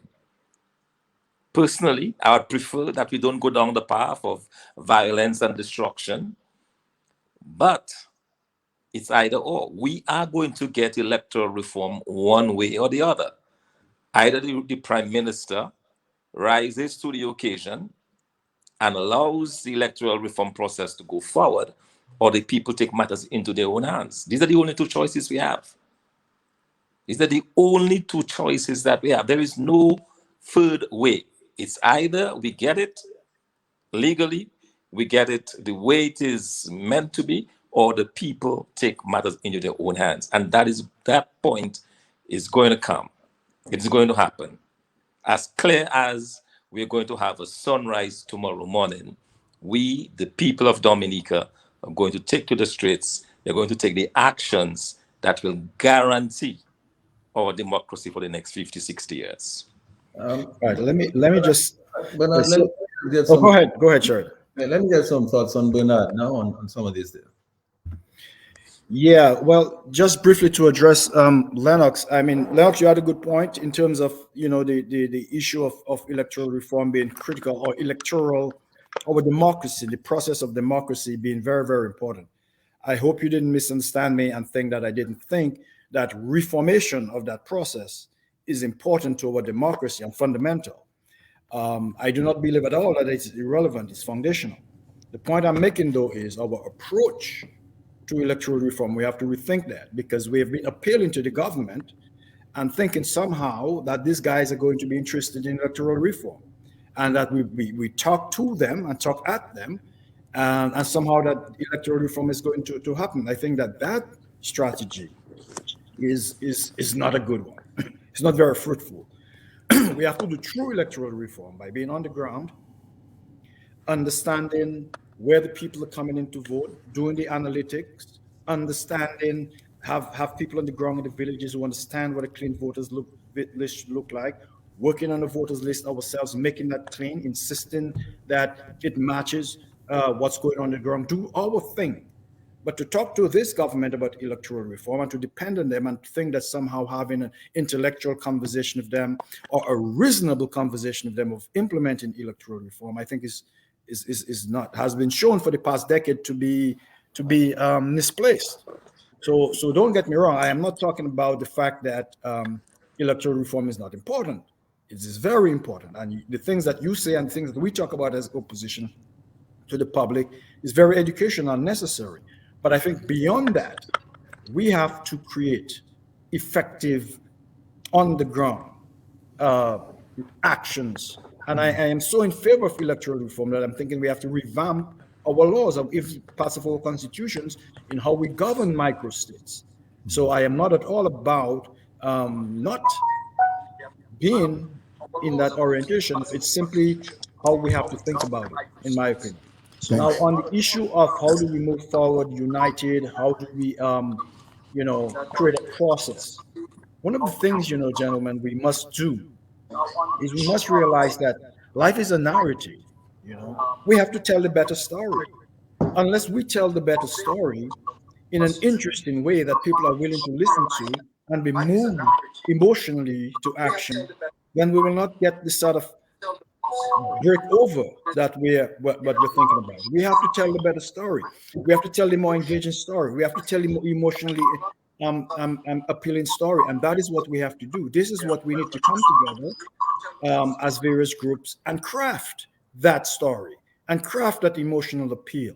And then we have to use strategic thinking, because the art of strategy is to focus your resources on a few key points so you can break through the enemy lines. If you spread your resources broadly, you're not going to have any real impact. But you need to say, this is the weak link right here, and we're going to put all our resources, all our thoughts, all our strategies, all our joint activities on that one link.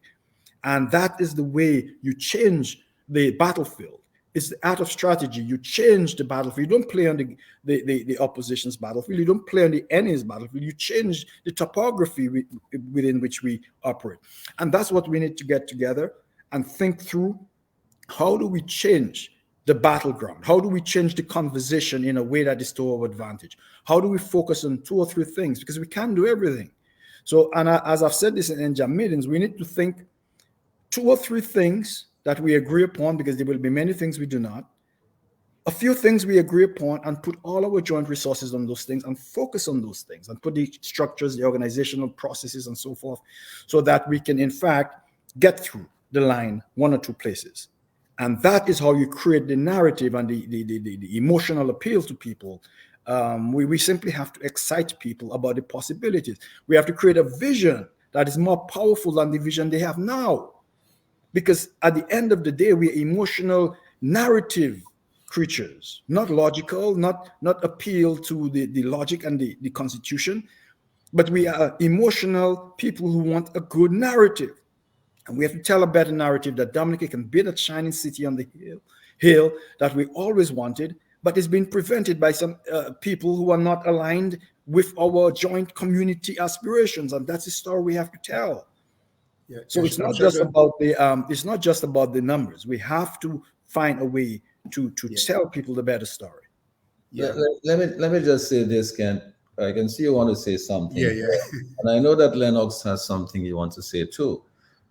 I want to keep it simple, Bernard. Here's how I've known it has happened. In 1979, and I'm trying to give an example to keep it simple. There was a man called Louis Benoit. His name was Zaboka. That's how we called him, Zaboka. There's a guy called Curtis Augustus and guys called Ali Gage and Sunday in the waterfront and Island Route and Union. When the guys got together with everybody else, including the public service, who was under Mr. Charles Savary at the time, and all the church organizations and the Chamber of Commerce, Employers Federation, all of those groups, all the NGOs and so on, and they got together, they decided, listen, we have a common purpose. We're going to get this done. So every group had different interests, just like the truckers will have a different interest. You have equipment people, the contractors, everybody had different interests. So when Mr. Charles Savary said, we want 131% increase for the public servants, everybody else went along and supported them, including the opposition leader, Mary Eugenia Charles, who she knew if her government got in, she would have to pay it, the increase. But she agreed, 100, and people stood up. And when Louis Benoit said, okay, and Ali, the port is not going to work because we're part of this group, the port not working. So they shut down the port.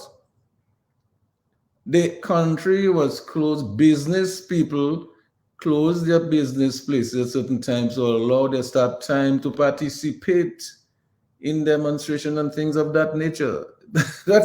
This, you see, this is how this thing got done. If people have a common interest and they say, you know something, really, we want free and fair elections. So here is a draft law we think is good because the rest of the region is working that. The OAS agreed with that. The CARICOM agreed with that. These are the laws that are modern laws. We're going along. We're going to stand firm until we get that. The government may say, okay, let's modify this and so on. But the point is the people decided standing firm. And unless we get it, we're going to create some disruption. Life cannot be normal. That's what happened in 1979. Okay? And so I'm saying to you, Bernard, it is not a complicated formula. If people decide that they really want to get something done, they can make their demand on the people who they have employed to serve them, which is the government. You have voted for those people because you have employed them to provide certain services to you. If you find that you're not getting jobs as contractors, if you find that as heavy equipment operators, your equipment line idle is not working, if you find as the bus operators, there's all kind of thing going on, you're not getting stimulus. If you find that some people are getting free money to build big hotels and everybody else is being told, go to the bank and borrow money, and you know you don't have collateral, what are you going to do? You haven't got collateral, you cannot get the money in a loan. Why isn't somebody saying, let us make sure that some of that free money goes down to the small man so that he too, you may not need $6 million. He may need $50,000. Even if you want to say, okay, well, give him a matching credit financing system. Maybe take a part loan or part overdraft and part grant. At least he gets going. He doesn't got to worry about all this collateral thing. Just make sure you help him with a good business plan. Help him to ensure he has a good marketing structure, right? And to me, if we were to do that, people have to just decide they're going to stand and to get a more equitable society. That's what it is. It's not that people are asking for anything outland. All you're asking for is free and fair elections. Isn't that reasonable? All you're asking for is an equal piece of the pie so that poverty is not going to become so entrenched, and you want to elevate your middle class, expand your middle class so more people can have a little taste of the wealth, they can pay their bills and get by. That's not too much to ask for. So I think if people were to get together, all sectors, to say, listen, you know something, we want to help our government to help us to improve our lives. That is what we're going to do. We're going to say to them, we want this. If we don't get that, we're going to stand firm. Nothing happens until we get it. That's what happened in 79. I'm just big. So Ken, I'm just reading that reference so you'll understand what I'm saying. You want to unmute your mic, Ken? Yeah, Sheridan, thanks, because you actually said a lot of what was going through my mind. Because the truth is, this is not a difficult matter, and we are not trying to have a detailed discussion here in terms of the nitty-gritty of the strategy. Some of that will be dealt with in the discussions with civil society, political parties, and so on. But what you are suggesting, what you're saying is what we're saying. We are laying out the broad necessity. And the broad necessity is exactly this. It's not a difficult thing. The broad necessity is there. We need everybody to stand together to save the country on this matter. And when so it simply means we got to set up the foundation for doing that. And which is what we are putting a national notice on, that we are going to be speaking as an entity that takes up onto itself the role of trying to coordinate that thing, that we're going to speak, as you rightly said, Sheridan, I'll just be repeating you, we'll be speaking to the faith-based organizations, we'll be speaking to the unions, we'll be speaking to the political parties, we'll be speaking to everyone who has an interest in saving the nation and standing together. So the examples you raise are ideal. We'll find those kinds of interests and those kinds of things on which we need action, and we will act together.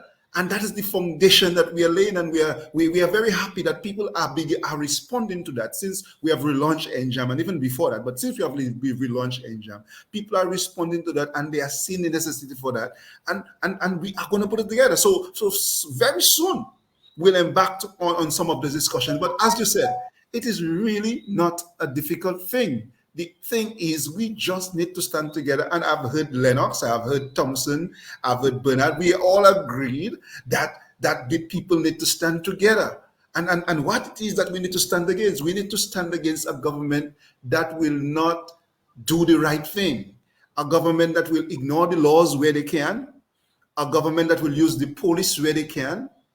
But when people stand together, as happened in 79, and you know the history, Sheridan, I was very young then.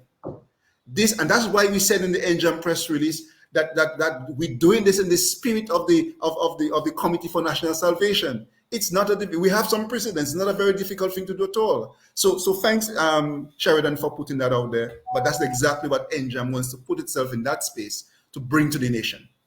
I want to take some calls, but I want to put something to the honorable opposition leader before I do that. And Lambi, you just stand by, because I'm going to ask you to take a few calls after.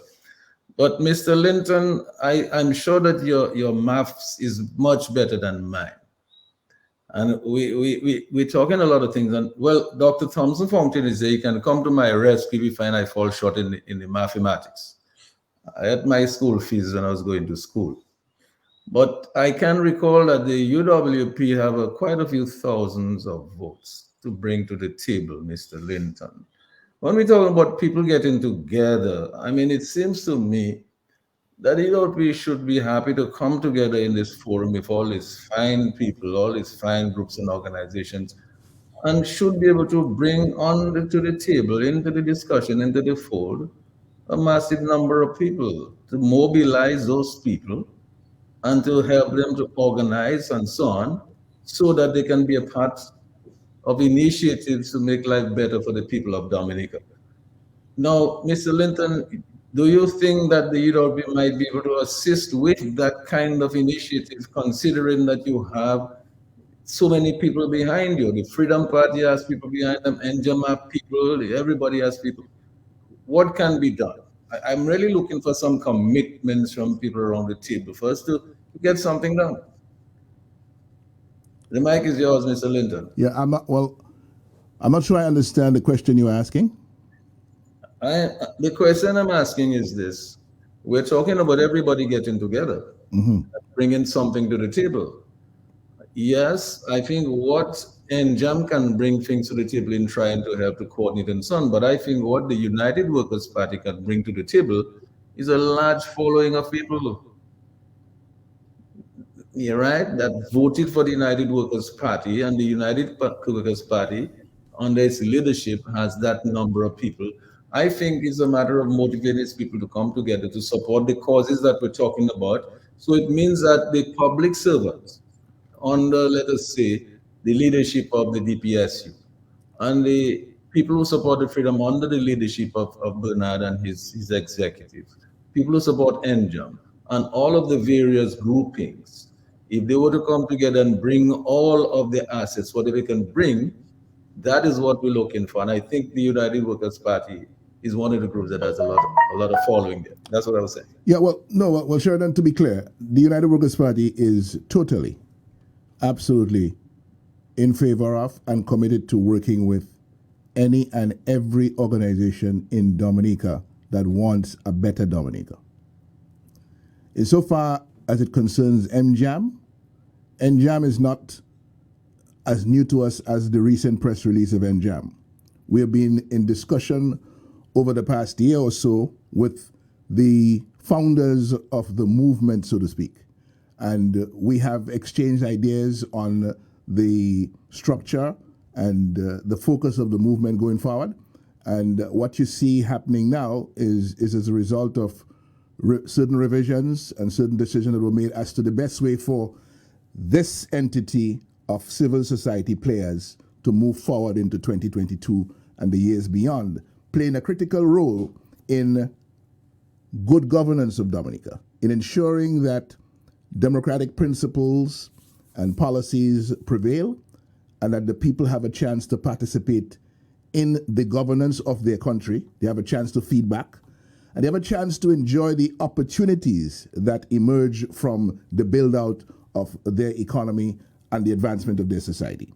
So we are fully on board with any and every organization, whether they be political, whether they be civil society organizations, whether they be in the business sector, that knows that we are on the wrong track, accepts that, and is willing to work from their various stations in life for a better Dominica, which inevitably means, in terms of where we are right now, a change of government.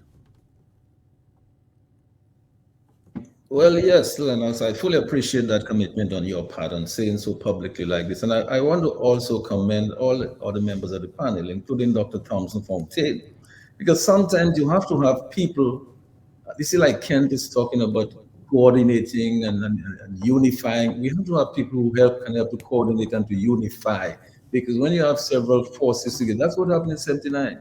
You had to have people who could coordinate and help to unify the various groups to move forward with one common purpose.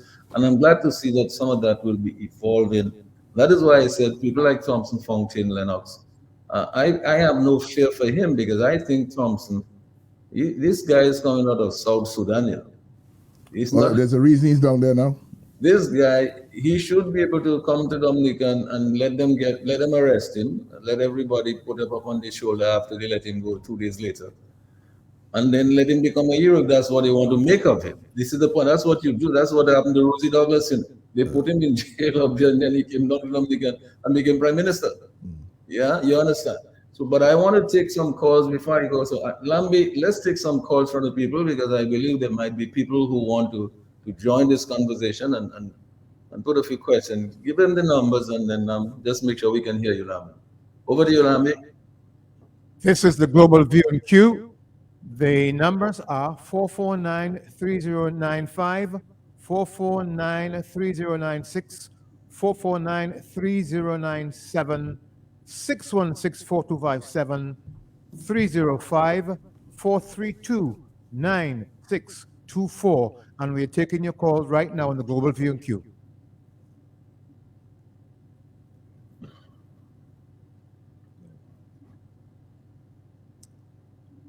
Again, those numbers, 449-3095, 96 and 97, 616-4257, 305-432-9624. We're taking your calls now as we pass the microphone back to Mr. G. Yes, if you don't have any calls right away, Lambi, we could chat a little bit, and then when anybody is, you see as I start to talk, you have a call. Take it. Take the call, Lambi. Good evening, caller. Thank you very much for joining us. Go ahead, please. Yes, good evening to you all. Good evening.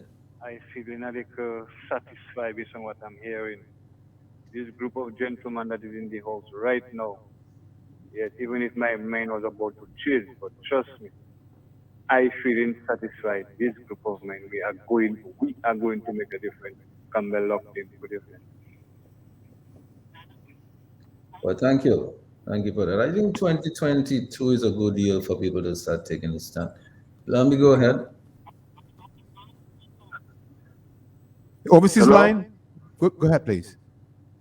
Yes, this call is for Sheridan. I want to ask Sheridan Gregoire whether he would support the call for taking the streets to, as Mr. Fontaine suggested, whether he, Sheridan Gregoire, would join in the call, in the cause, and would join also on the street if we have to do whatever we have to do to see that democracy is maintained. Yes, the answer is yes. Is that all, caller? Yes. Okay, thank you very much for joining us. We'll get one more call. Good evening, caller. Go ahead, please. Yes, good evening. Could you speak louder, please? Yes, good evening. That's better. Yeah, I was listening to the question by Mr. G on the issue of when he addressed Lennox minutes ago. What Mr. G is saying is that the United Workers' Party has a large following. In fact, in the last election, they got 41% of the votes. According to, of course, we know it was a rigged election. And the winning party got 59%. So that's a huge following. If that following could be brought together, from constituency to constituency, and I think what Mr. G was doing was to lay the responsibility on the United Workers' Party to make a commitment that, listen, I'm going to garner those people, get them together for when that day comes for us to get together. And I think that would be a very, very good first step. And the other organizations would follow through with their smaller groups. But together we can get this done. Thank you. Yes, and I think the word together is an important thing. It should not be left just to the United Workers' Party. It has to be done together. That is what happened in 79. Everybody got together, formed a space, created the forum, a structure, we discussed, and everybody moved together. Lambi, you want to take another call? Okay, so let us go along. I don't know, Lennox, Thomson, did you want to jump in and make a contribution at this point? I know we have a little delay because you're listening on Facebook. You have someone on the telephone. Oh, you have a telephone? Let's take the calls. This point. Thanks for joining us, caller. Yes, Sheridan. Sorry, as I said, I'm on a slight delay there. But definitely, when we, I believe what I'm hearing and what I've heard tonight and what I've been hearing all along is that people are concerned about their democracy. Stand by, caller. That people, not only are they concerned, but they are prepared to do something about it. And I think that is to me, is the more critical thing. The last time I checked, we were still in a democracy, which means we have the right to protest peacefully for what we desire, for our rights. And that is something that we will have to do. As I said, hopefully will just try to do the right thing. Lennox talked about the commission. There was the time, I believe it was in 2019, in July of 2019, when we received actually letters were sent out by the Electoral Commission where they were proposing to clean the voters list. So there was a time when they were prepared to do the right thing. The question is, what has happened to the Electoral Commission? And we need to hold feet to the fire. These are public servants who are supposed to be acting on behalf of the people and not on behalf of a particular party. Let's point So out. it's something that Let's can be point done out there, easily. Thomson. I think, this is something that we can do relatively easily, which is get a clean voters list, put the laws in place that will have campaign finance so that you don't have one party dominating the other parties, and allow the people to choose. I mean, what is so difficult about this? This is not rocket science. This is not, are you prepared to allow the destruction of an entire country just for the sole purpose of staying in power? This government needs to know this, that in every country where we've had despots, where we've had dictators, in every single country, at the end of the day, the people won. Every single country. There is not one country in the world, historically, where despots have survived or have succeeded over the people. In some countries, that's taken different times. Some countries, it's taken 5 years, others 10. In the case of Egypt, it took 30 years. But at the end of the day, the people, you see, because the voice of the people is the voice of God. Make no bones about it. The voice of the people is the voice of God. And when the people decide to speak, things happen. And I think that's what this government needs to understand, that the bon temps, the CO time is going to come to an end. And the people of Dominica who are concerned about the direction that this country is taking and has taken, the direction where we see our passports being hawked on the streets of Baghdad and on the streets of Kabul. I mean, give me a break. That is where we've put our country. I mean, enough is enough. And I think we are at this point where we're saying enough is enough. That the government, with 2 years left to election, there is more than enough time to clean the voters list. There is more than enough time to ensure that there is campaign finance reform, and there is enough time to have a free and fair election. And then let the people of Dominica, who, according to the Constitution, are qualified to vote, let them decide on their future leaders. That is simple. That's a very basic, simple thing. And we are not asking for gold and silver. We're asking for a process to be respected, a process to be observed, and we're saying that if this government is not in a position to give it, we the people will take it. And let's not be mixing words about this. Let's not be let's be very clear. I want everybody to be clear as to what I'm saying tonight on Q95, that if the government of Dominica is not prepared to give the people of Dominica electoral reform and to allow them to decide their own destiny, then the people of Dominica will take their destiny in their own hands. The voice of the people is the voice of God.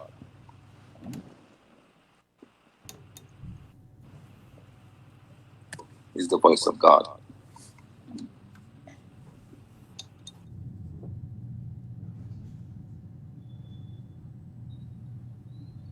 Lami, you want to take the call? Let's try this now. Caller, are you still there? Go ahead, please. Yes. Good evening, Lambi. Good evening, sir.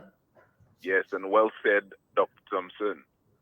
And good evening to the entire panel, and good evening to the leader of the opposition. And Lambi, I just want to endorse this program, having all teams on board. And I must say I'm excited to listen to such great a new Dominica. And I, of course, want to thank Mr. G immensely, sincerely. And I must say I'm pleased in the manner in which he was able to brave the questions and place them nicely, not the question, but lead the path. So I really want to applaud this forum, and I can only hope and look forward for many more like that. And I always like to quote that quote that I love: "Together we will, and together we can." Thank you very much, and may God bless the wonderful people of this great country. Thanks a lot. Thanks a lot. There, we have one more call on the line. Let's see. Call. No, that person is gone. Okay, still there. Call. Go ahead. Yes. Good evening, Lambi, and good evening to the panel. Very good program. Very interesting. Amen. I'm just saying that it's not those who plant the tree that will necessarily get the shade of that tree or the trees. So, which means that if plans are well formulated by the various organizations and the people feel enticed to move, they will act. So the point is, the players, the doers, the actors, just put your plan together and leave it up to the people. They will act once they feel enticed. But one thing I know in a society, once someone or persons try to impose themselves on people, that will not last. And that is the exact thing this government is doing, is imposing itself on the people. And you can feel the ranting and the raging. People do not want them, but they're actually imposing themselves on the people. That will not last. My friends, what is to come is closer than we think. Have a good night. Very good program. Thank you very much. We do appreciate it. And there was one more call on the overseas line. That person seemed to have left. So, Mr. G, back to you.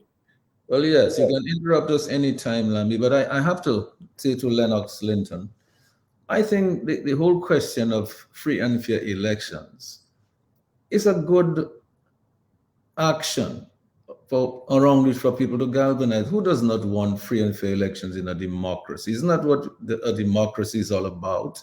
So if all the various groups in society, all the organizations will get together and say, something, the church, I believe the bishop, in fact, had called for electoral reform at one time.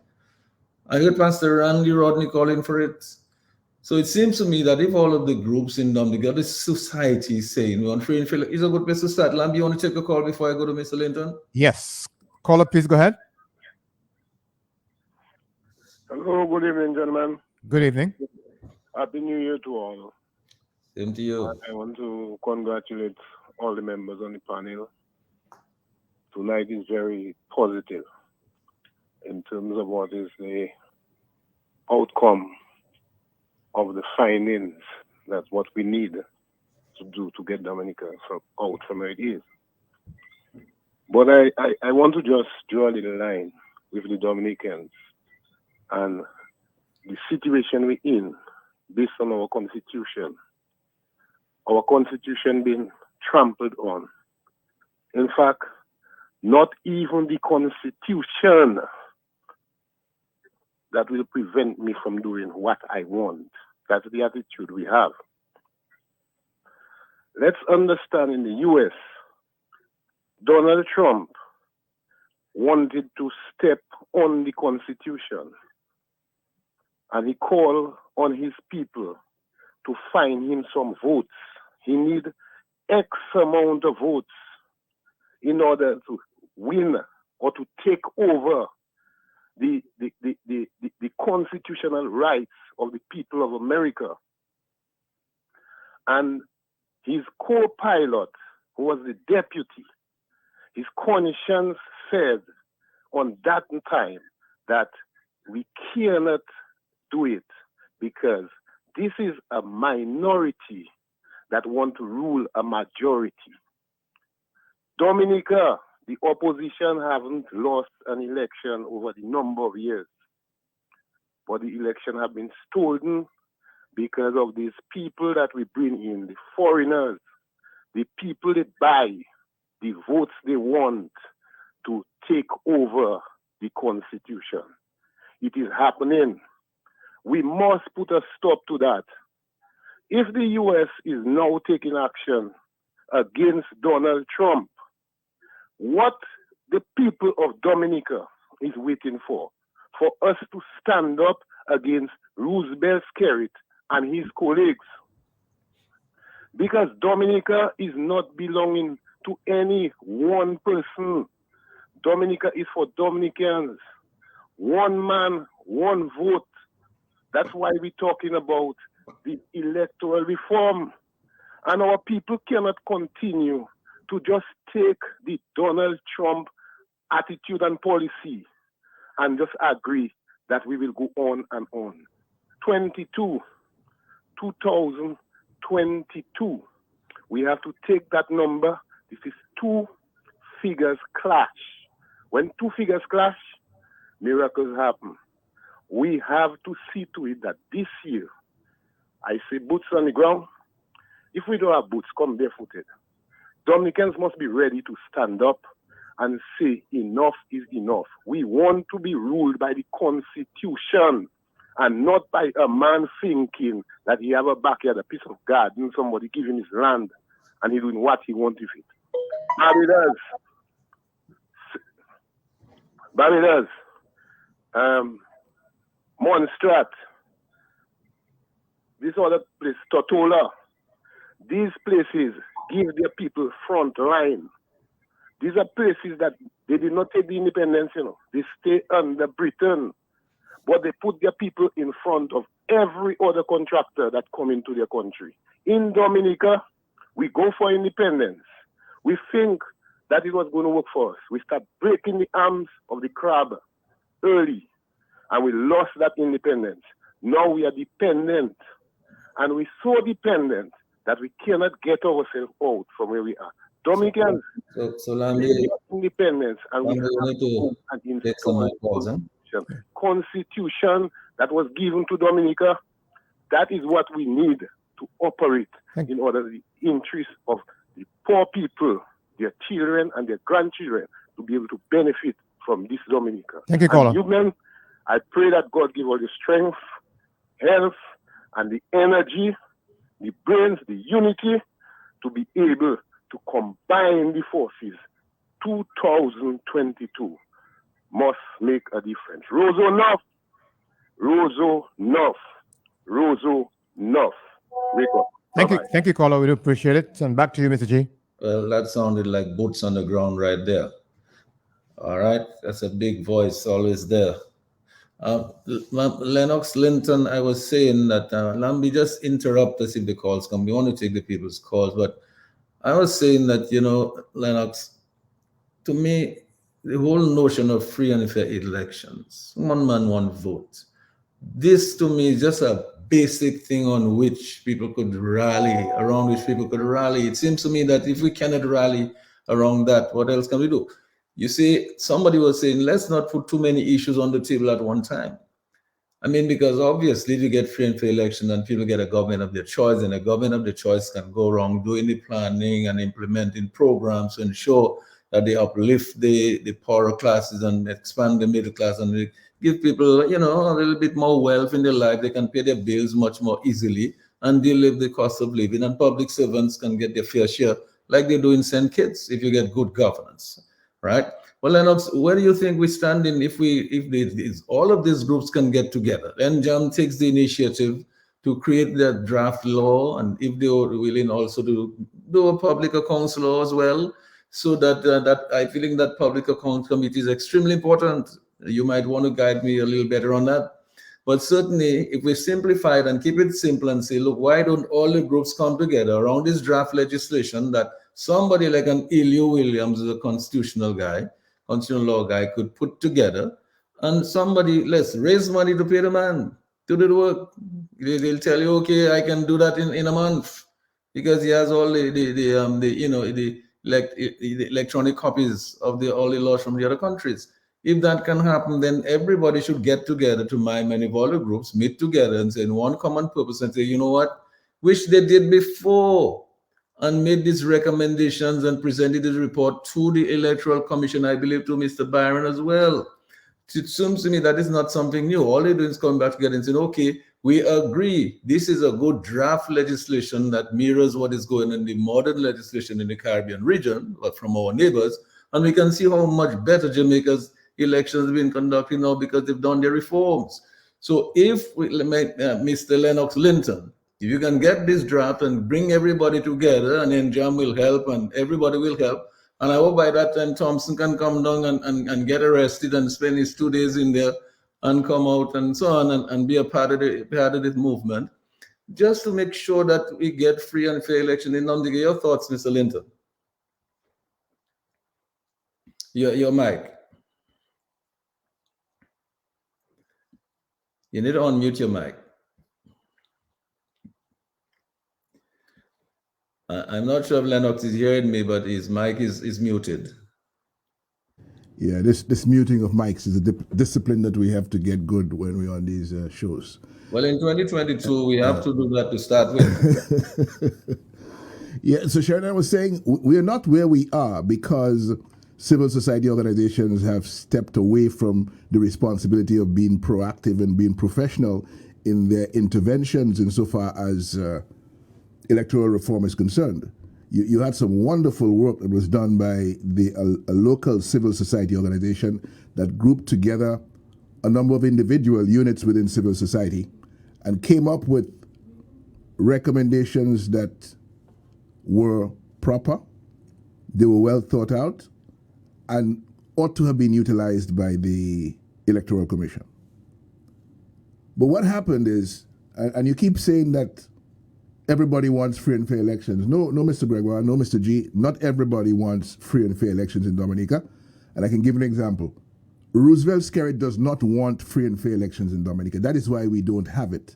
Because it was the promise and the commitment of the Independent Electoral Commission since back in 2008 that they would have, at least before the next election, cleaned the voters list and issued ID cards for voting. Those very two basic elements of reform. And from 2008 until now, 14 years, Roosevelt Skerritt and his associates have fought against the idea and the necessity for free and fair elections in Dominica.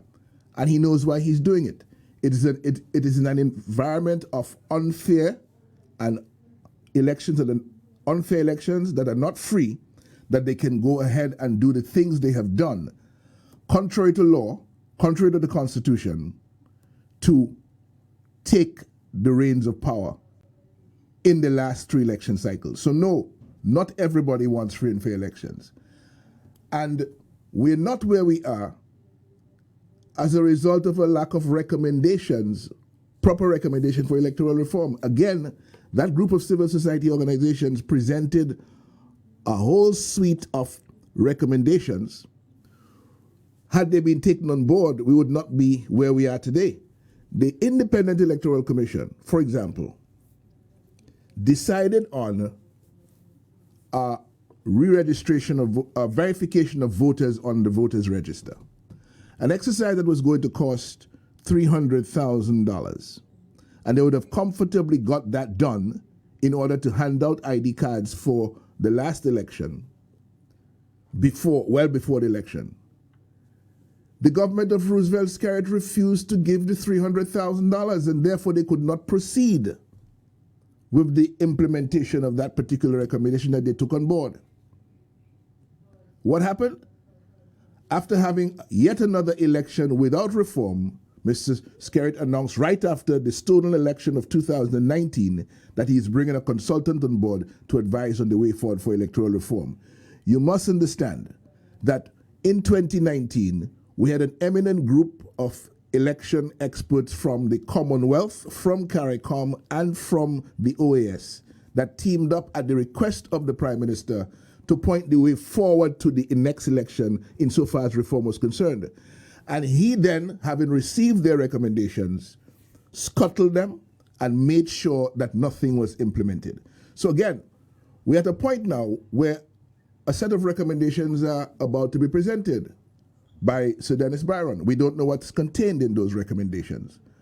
But the big question remains, whether those recommendations are going to be implemented. And if they're not implemented, what is going to be the response of the people of Dominica to the extent that they accept that these recommendations are good and proper and fit for the purpose of electoral reform in Dominica? What will happen then? Because it seems to me that the movie keeps playing over and over and over again. And this time around, we're expecting a different ending. The question is, if the ending remains the same, what is going to be the response of the people of Dominica? Not what is going to be the response of Lennox Linton individually, because this is not my country, nor is it the country of any individual member of the panel tonight. It is our country. All of us together, wherever we are, living in Dominica, living overseas. We have a connection to this nature island by birth, or forefathers, or whatever it is. This is our piece of rock. And we have to decide how, working together, we are going to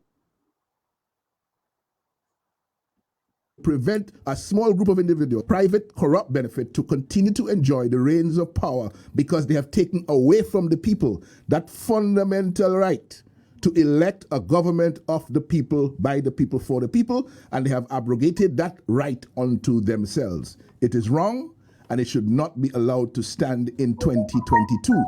So we're at a watershed moment right now where any minute, any day, any week now, the recommendations from eminent jurist Sir Dennis Byron will drop.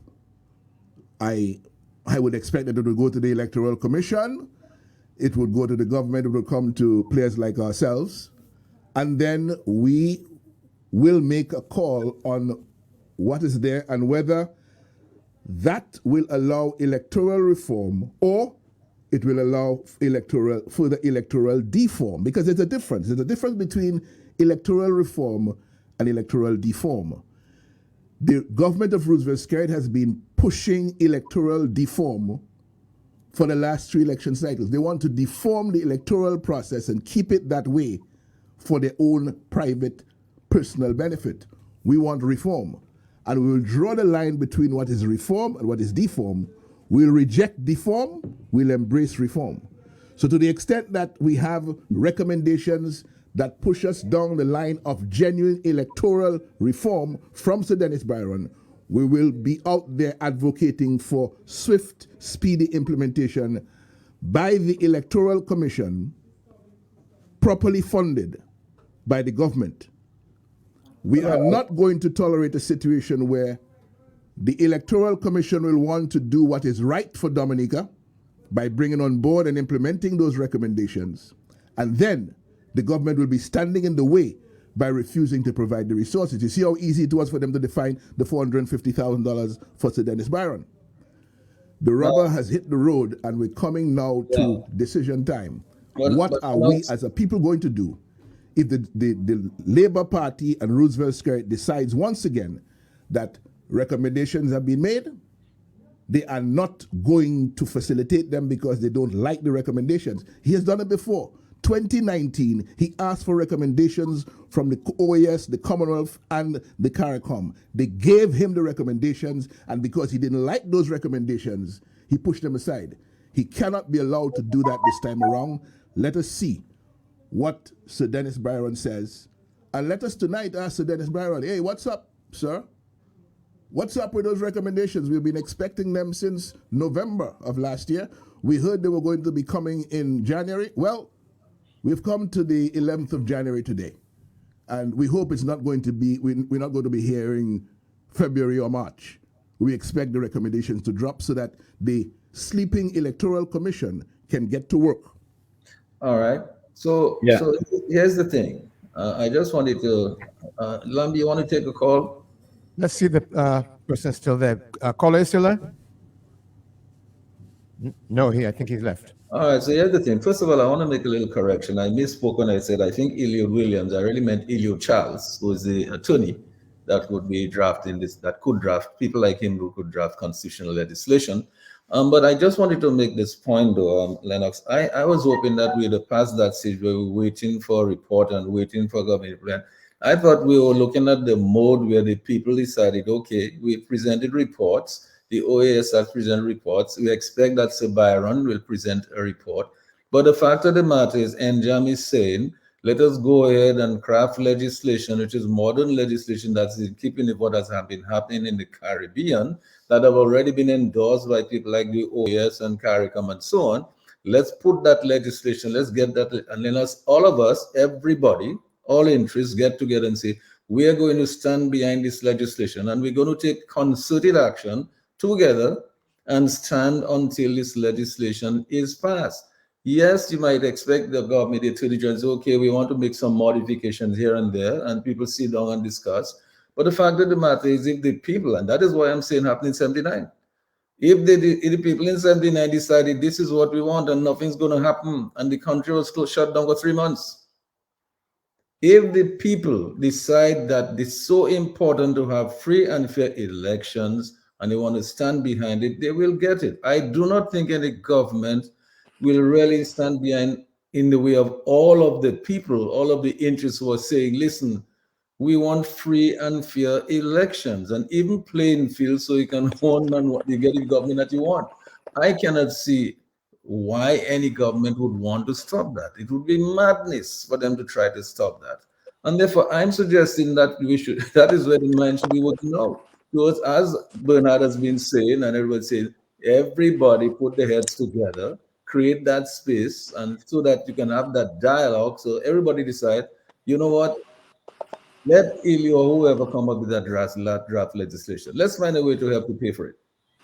So that comes up, we're happy with it. It reflects all the things that we want for electoral and campaign finance reforms. Let's stand behind it. Let all the groups come together again, just like they did to provide that report, and say, listen, this is what we want. We're presenting it to the Electoral Commission. We're asking them to try to persuade the government to pass that, put that in Parliament and pass it, because this is what looks like the modern legislation that Bernard was talking about.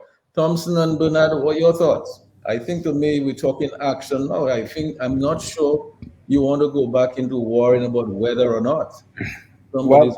Well, I think that, I mean, I had laid out a couple positions earlier. I do not see a problem with drafting legislation that we believe advances the cause of democracy in Dominica. Absolutely. You're absolutely correct. I think the time of discussions and even waiting for Sir Byron is a waste of time. The Electoral Commission knows what to do. This is not rocket science. This has been done in Antigua. It has been done in Jamaica. It has been done in Grenada. It has been done in St. Lucia. They never went through those kind of rigmarole and zeze, paying all that money to consultants. No. This is a very straightforward process. You clean the voters list, you pass legislation to even the playing field. You don't need a consultant for that. You just need to get it done. And so, I think this government must be on notice that there are some people who are prepared to not only talk about it, but take action. And I think that's where we are at this point. As I said at the beginning, and I will reiterate, I will say it again, there are only two ways forward on this. Either Skerrit does the right thing and guards his legacy, or the people take matters into their own hands and stand for electoral reform. If that means going on the streets, shutting down the country, civil disobedience, that is what it takes. Let us do it. I mean, there should not be any discussion around that. We cannot go into another cycle of election where the government feels that it can deprive us of our basic fundamental human right, which is a right to a fair election. We cannot just continue that level of abuse, that systematic abuse, and just take it.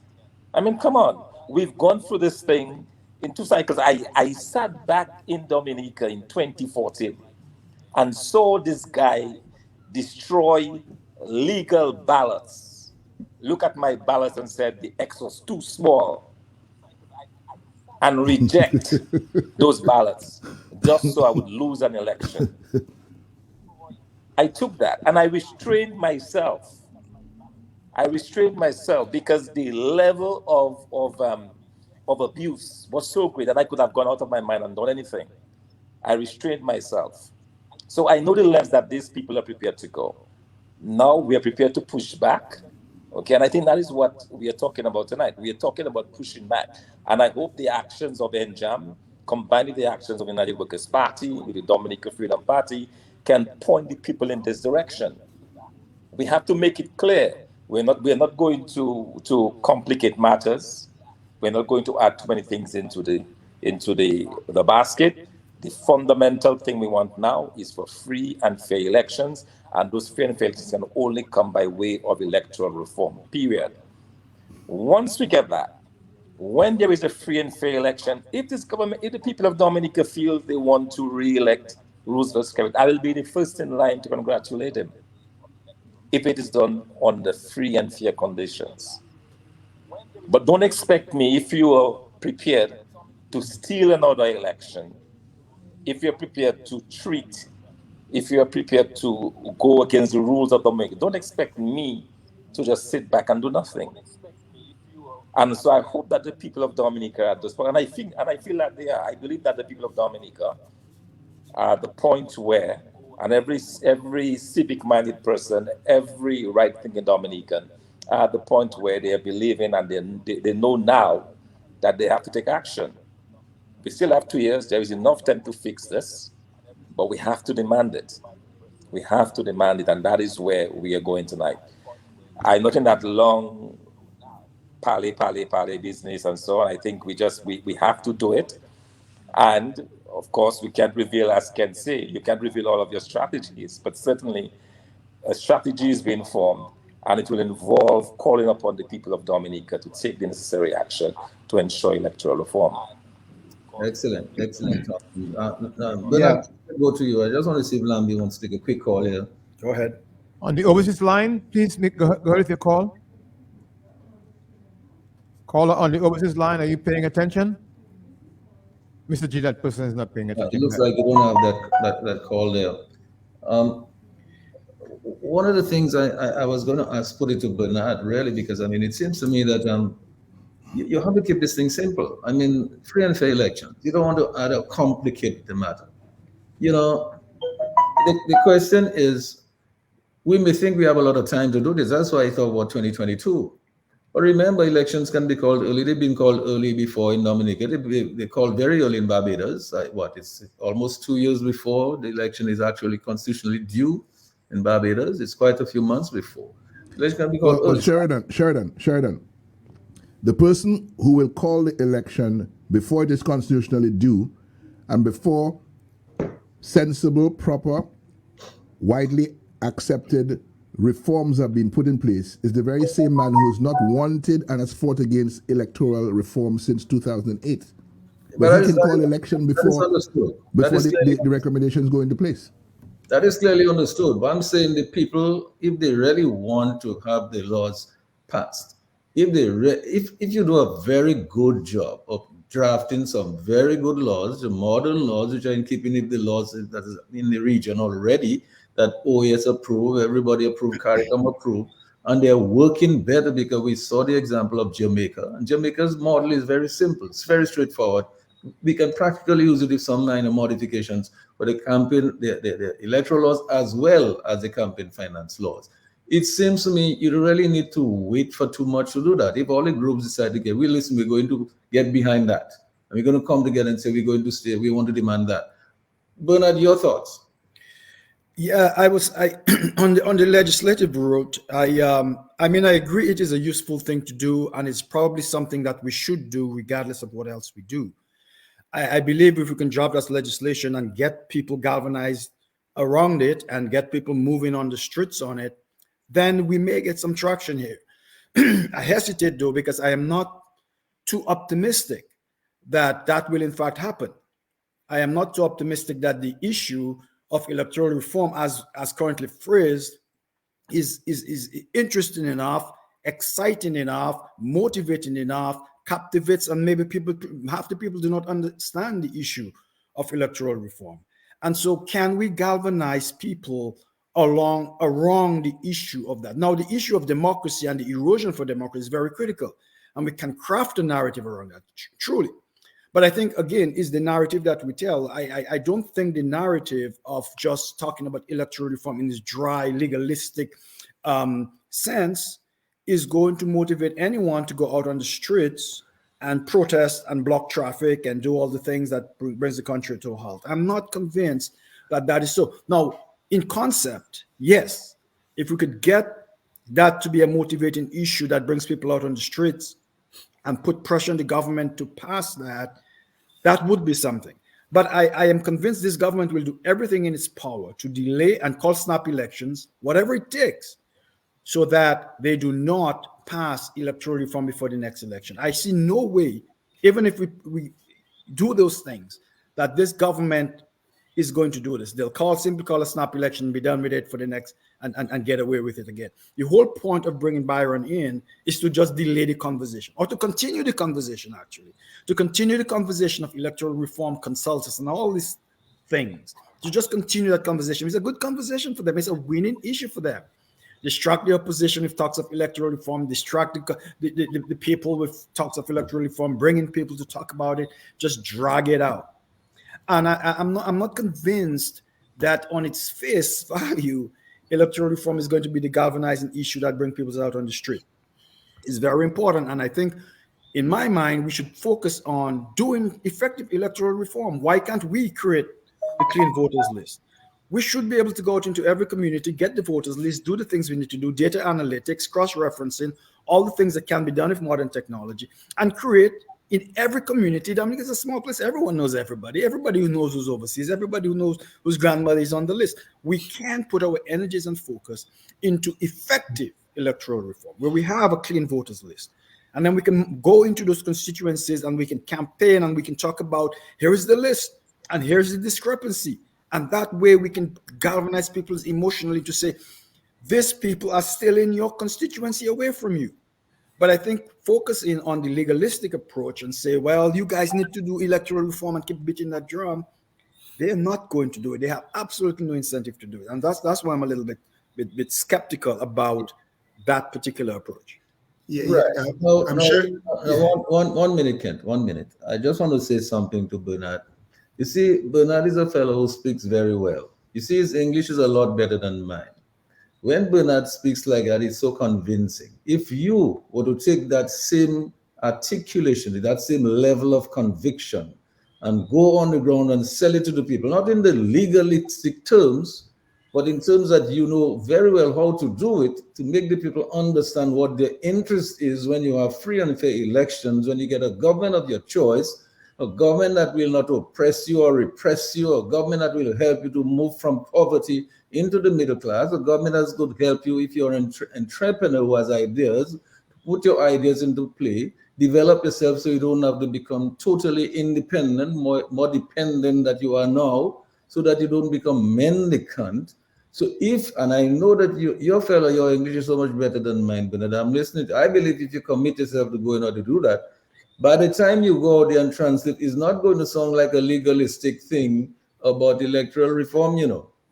It will show the people what their stake is in that electoral reform, how it's going to affect them as a farmer, how it's going to affect them as a plumber or electrician or as a nurse. Or this is the point. I don't think the idea would be, and listen, I'm going back to 79. I mentioned a man called Zaboka, Louis Benoit. It wasn't any highfalutin language. Zaboka said, listen, we have to get this. The port is going to close. It's not going to work. That's what he said, you know. And that happened. It's not any kind of long, highfalutin hallelujah stuff, you know, Bernard. The man said, listen, and Charles Sapra said, the nurses shall not work. The hospital shall not work. This shall not work. That shall not work. Everybody agreed that shall not work. They stayed out for 3 months. The people got 131%. Who wouldn't go out for 131% increase? No? They went out for 131%. They got a salary increase. So in other words, everybody got what they wanted out of it. That is what we're talking about, Bernard. Not just going out there and have fancy language about legalistic terms. That is not the way these things are done, you know. I'm from the country. I'm not from Roseau, you know. I'm from the country. Country people don't speak so. You see, you go down to people and you explain to them in their circumstance how that is going to impact their life, right? You see what I'm saying? Yeah. I see what you're saying, Mr. G, but what if I pitched instead to the young people, you have no future in this country.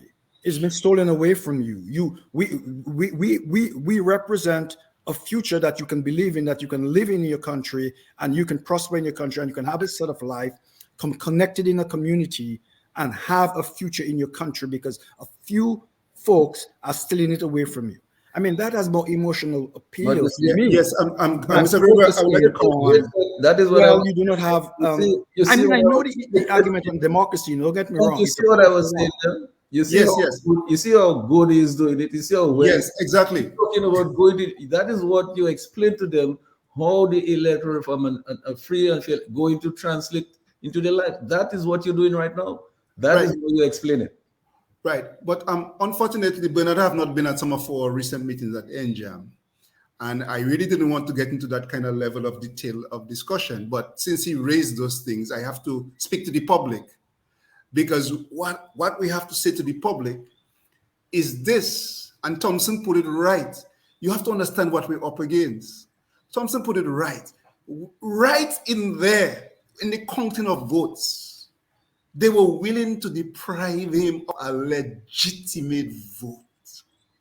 That's a demonstration to show you the lens at which this government will go to retain power. That is a powerful illustration. In other words, they will use the police if they have to. They will do anything they have to retain votes, except if we put all our efforts together and it becomes a people thing and the people decide enough is enough. No, you cannot cheat, you cannot steal, you cannot bring in your illegal people, you cannot bring in the SSU, you cannot do that unless the people put their foot down and say no. But there has to be something we have to rally around. The basic point of bringing in a government is free elections. And that's the way they have robbed us in every way whatsoever. It is not as simple as going through a list, because you will go through the list and they will still say you cannot put the X. It is not as basic as that. It is a determination of our people, in the words of Thomson. If you won't do it, we the people will do it. And all it takes for we the people to do it is to act together. Now, that doesn't say you don't get to the hearts of the people. That's why I said you were not at many of our meetings. That doesn't say that in talking to the people and letting them understand, and Sheridan, you said it right, you talk to them. Kent might be having a little internet issue, a temporary issue there. I'm pretty sure I do come back on in a minute. But while Kent's issue is being tidied up, maybe we might want to just take a little response from Bernard there. Or Lennox, you might have something additional that you might want to add to this. Just to make the observation, Sheridan, that and to Bernard's point, there have been instances that I'm aware of over the last 10 years when our party engaged the claims and objections process in order to effect change on the register. In other words, we had a couple of constituencies where we combed through the list and took out all the dead people, the people who were living overseas for 5 years and so on, and presented that to the Electoral Commission. Nothing was done. We have not been as successful as we should be in engaging the claims and objections process to have the list sanitized. And to your point, Bernard, yes, it is a way in which the list can be sanitized. But it's only we don't have control of the list. We only have control of what we can present to the commission in terms of names we feel should be struck off the register. Now, we have seen in other countries the Electoral Commission publishing in their respective gazettes lists of persons who they believe are satisfied, have been living overseas for more than 5 years, or according to the time provided by their laws, and people who are dead. And those names are published in the Gazette with a note that your name is going to be struck off the register within this period of time. If you have reason why it should remain, please contact the commission. And through that process, which is considered fair to all, names are removed or names remain. The problem we have in Dominica is much bigger than that. It has to do with the reach, the long arm of the government reaching into the day-to-day operations of the Electoral Commission and preventing things that could happen by operation of law from happening. That is why I'm saying tonight, very simply, we in the United Workers' Party expect that the long-awaited recommendations from Commissioner Byron will be with us before the end of this month, January.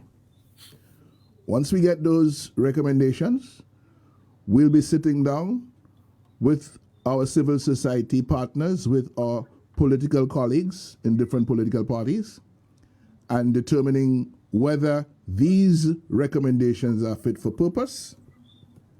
Once they are fit for purpose, we will be advocating implementation of the recommendations for electoral reform in the areas of cleaning the list, in the areas of issuing ID cards for voting, in the areas of regularizing the overseas vote, in the areas of enforcing the rule of law provisions against bribery, cheating, and other offenses. We will be accepting, to the extent that they emerge, the recommendations for legislative changes to facilitate access, fair access to media to all political parties during an election period, and critically, recommendations for election campaign financing, which, since this is under the hand of an eminent jurist now, we'll be expecting that model legislation will be presented as part of the recommendations in that regard. Once that is what we get, we will be working and encouraging our civil society and political partners to go forward together with a demand that implementation of the recommendations must be completed by a certain date later on in the year, 31st of July, 31st of August, sometime around there. We should put a time frame on implementation of the recommendations and to commit ourselves. If we do not get implementation by that time, what action will be taken by the people? We have to get serious about this. We have been down this road too often in the last 14 years. It is no longer tolerable. Yes, and I think that obviously that's a good way to go, because I mean we're talking action, because you have to have something around which to galvanize action. So I think I heard Lennox pulling out some of the actions there, but I mean certainly I am not one that believes that you should wait to take action. You should always try to help yourself. Charity begins at home, and I think NJAM is doing the right thing to try to craft this draft legislation around which we go and rally, because I believe what more legislation can we come up with at this time, which is by far much more superior than what obtains now in Jamaica. I've seen the laws. We've got several programs on the laws, on the electoral laws and the campaign finance laws. We've seen Antigua's, we've seen Trinidad's, we've seen St. Kitts and all of that. I'm not so sure we can come up with better legislation than what could come off using the Jamaican as a model and then building on that. So I think whatever comes out of the report, any report, will probably have to end up in legislation that's going to go to the parliament for passage.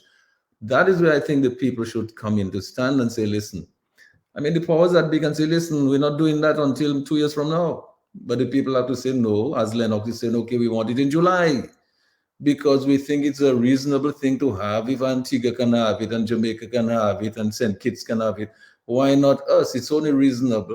All the legal luminaries have recommended it. So, you know, the people of Dominica have also recommended. The people of Dominica have spent their money, drafted the legislation, make life easy for our AG. Let's do it, and let's do it by whatever date. I think that is where all of these groups have to come in and say, listen, we really need to get some action now, to speak to our leaders and to make sure that they listen to us. And whatever action you have to take to stand up, sometimes things have to be disrupted, you know. In 1979, the city council just closed down for 3 months. I know the truck drivers, the truck equipment people had their transport. some under the cliff sometimes, but they said they parked on the side. It's very difficult to get something going if you park on the side. It seems to me if they had double parked, it might have been a lot more effective. Maybe they got results, I don't know, but I have not heard what results they got from their action. Maybe if they had double or triple park, who knows, they may have got some action by now. So the point I'm making is that when people take action, and it's okay for people to take action, which is action to get the right thing for the people. It is not too much. And here's what I cannot stress that too much. It cannot be too much to ask for free and fair elections. I think you should keep it as simple, as basic as that. Just ask for free and fair elections. Thomson, it's time for us to really wind down. We didn't take as many calls as we'd want to, but Kent, let me just go to you first for your yeah. Let me just go. Sheridan, if I could just butt in there and probably as my final comments as well. Okay. I am fairly dropping asleep there. I know. Because it's approaching 5 in the morning. Oh boy. For me. Let me just say this. If this government believes that somehow they have this right given to them to force their rule upon the people of Dominica, to use the police, to use other means at their disposal to suppress the rights of the people. If they think they have this divine right, it's okay. But their believing that they have this divine right does not mean that we, who see things differently, should not react to this. And that's what I'm saying. We've spoken a lot. We've said a lot of things. But ultimately, we have to be prepared to take the action that you keep harking back to 1979. I was a child, but I was old enough to remember and to see the events of 1979. Again, I call upon the strength of our ancestors. We are a nation of Negmawa. We are a nation. This nation was built on resistance. We had Negmawa who did not spend a day under the yoke of slavery because they chose differently. So all I'm saying is this: they might feel they have this divine right, but it's up to us to push back. It is up to us to say, no, Dominica does not belong to you. Dominica belongs to all of us. There is a process on that's through the democratic system, which allows us to choose the government of our own choosing, and you cannot keep forcing your governance on us. Enough is enough. We are saying very clearly that the way to fix this is through electoral reform. And Bernard, with all due respect to what you said earlier, you need to remember that the Electoral Commission is neither free nor fair. The Electoral Commission, what you said would work if we had an independent Electoral Commission. That's not the case, because this government again has taken all of the instruments of government, everything that was meant for the process to work right. They have hijacked those organizations, so we cannot get any help from that.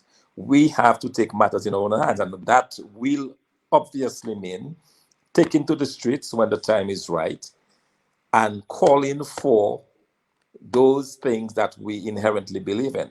And we believe that right now what we need is electoral reform. We believe that what we need is a change in government. We believe that what we need is a time to say enough is enough. There has been enough looting of the country resources. There has been enough malgovernance. There has been enough corruption. There has been enough turning of the backs on the people of Dominica. There has been enough of making the people of Dominica subservient, piling on poverty, piling on misery, and making us mendicant, making Dominica a mendicant society. We need to break free from this. We have the power within ourselves to do it, and I would urge the people of Dominica, when the time comes, that they have to be prepared to stand up, to stand against this government, and take every and all action that is necessary to ensure that we get electoral reform, to ensure that we get free and fair election, and ultimately to ensure that the people of Dominica have a government that they can trust, a government that will be for the people and by the people. And thanks a lot And for on that. this note, Sheridan, I want to duck out just a little bit. I have some meetings coming on, and you need to take a quick rest before I get to work. So thanks for the opportunity. And thanks a lot, And Thomson. Thanks certainly, for I've been joining getting us. quite a lot of feedback on Facebook. The time for coming to Dominica is approaching, so that will come, and I believe that we just have to keep the pressure. We just have to keep, pressing for what we want. I mean, Dominica is in a place where all of us, every right-thinking Dominican knows that this is not the place where we should be, that we can do better. And let us work hard, let us work together, let us work collectively. Importantly, we need to work together as a team, United Workers' Party, Freedom Party, NJAM, other civic groups, Monserie, every other group that is determined to make a change in Dominica. Let us work together and let us push that agenda. Yeah, and Thomson, thanks a lot so much for making your Thomson. It's a big sacrifice on your part. We know that. So I hope you have a good night's rest. And until next time. All right. So as I go over to Bernard, Bernard, I just want us to make your final closing remarks. I just want to remind us, because Thomson mentioned about the police, right? I just want to remind us in 1979, I was on Kennedy Avenue close to the ministry. And I saw when the defense force arrived in a huge bus. All of them had some long rifles in their total army outfit, fully geared. And the riot gear, and they marched up to the ministry. Bernard, what happened is that the crowd was so big there. And then when they look in the crowd, they saw their cousin, they saw their auntie, they saw their nan, they saw their pal, they saw their friends. These fellas, they went back. They didn't have a choice because that crowd was just too massive for them to intimidate anybody. They were just totally outnumbered. If then the people decide that they're standing for something that is right, that is legitimate, that is righteous, they will succeed. The church was involved, I tell you. The private sector was involved. Everybody, if you get that kind of grouping coming together again, for something like free and fair elections, it will work. So do not be afraid of those things, Bernard, because I mean, it is really the people's action that can ensure that they get the result. If the people are really motivated to do this, just for something like free and fair elections, it will happen. Bernard, your closing remarks? Yeah, Mr. G, I completely agree with you. Do not get me wrong at all that I am in any way shy, averse, or opposed to social action and social movements and political action and action on the streets. This is a legitimate form of social protest, a legitimate form of governance, because at some point, these are mechanisms and activities within the law that's allowed to allow the greater society to have a say to break certain log jams and to get certain things done. So in no way do I have any reservations about us, and at that point I think is here to take strong action and to motivate people to take strong action. My only reservation is the particular issue that we choose to lead with. However, that said, we have to be united in purpose and cause.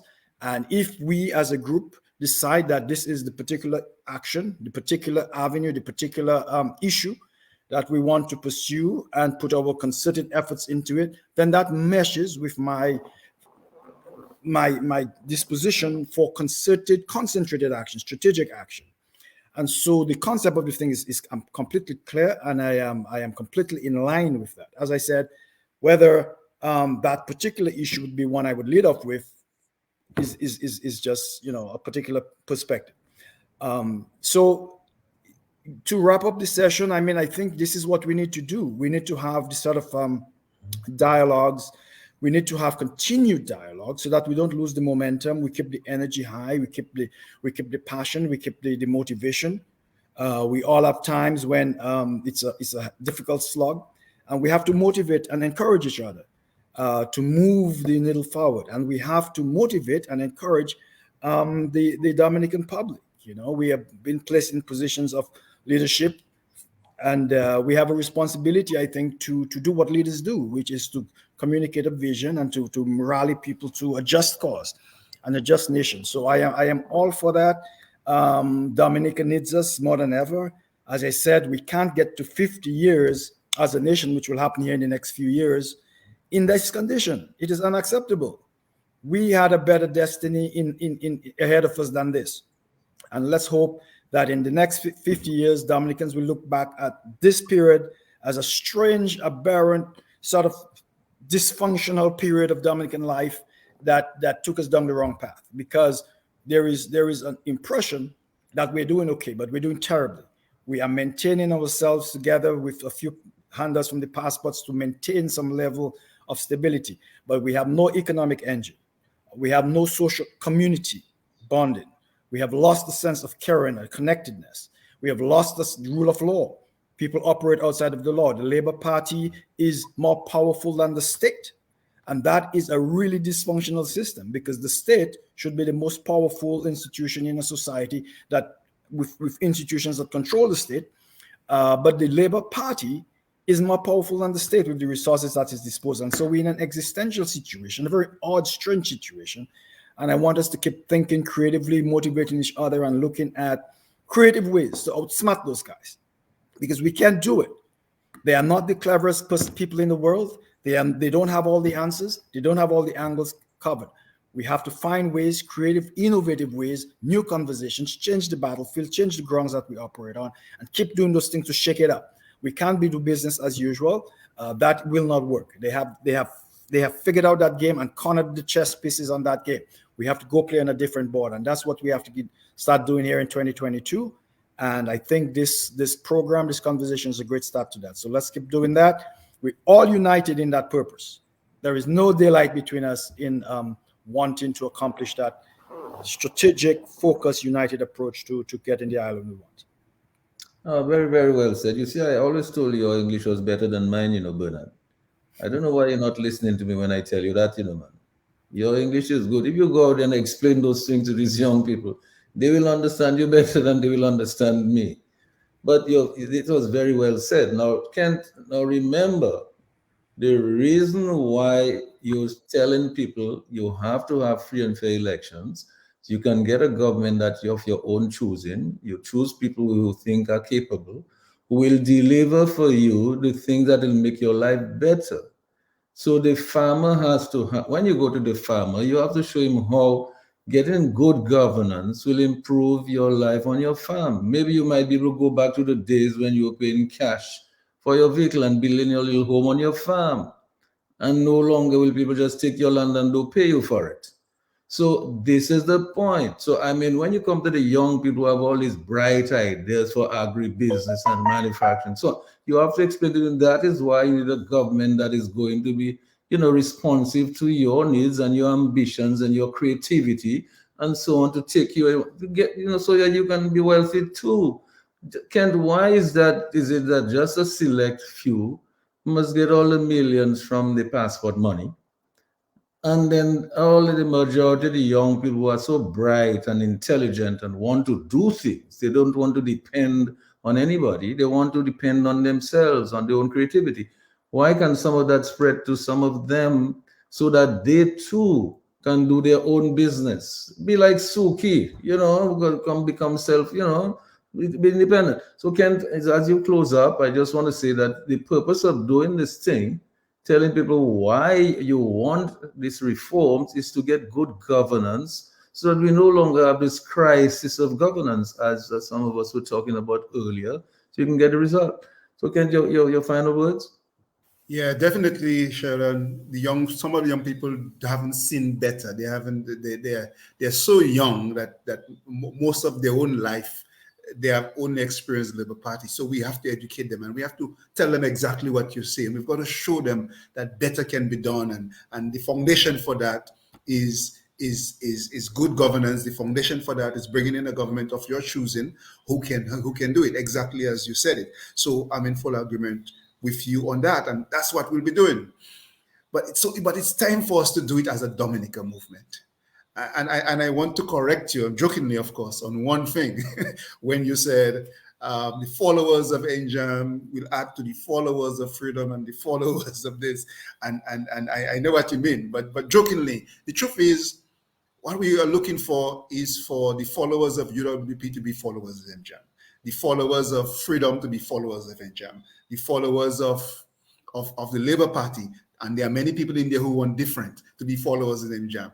If you get what I'm trying to say, it has to begin to be a Dominica movement, because we are at this crossroads where if we don't do it as one people stand together, we will be in deeper and deeper and deeper trouble. So we can no longer sit and wait for this to happen and that to happen and Byron to do this and this person to do this. We've got to take the process into our hands and let it happen. The electoral drafting the law is just the start of taking things in our own hands, but there has to be a process and timelines, as we all said here tonight, and that's exactly where we're going to go. But you know, we can all do this together, saving our country. We all have a role to play. So I just want to speak a little bit just to the various groups in our society. I want the unions to understand, and we'll have conversations with them, that this is their core business. Yes, you're looking for living and working conditions for your workers and all of that.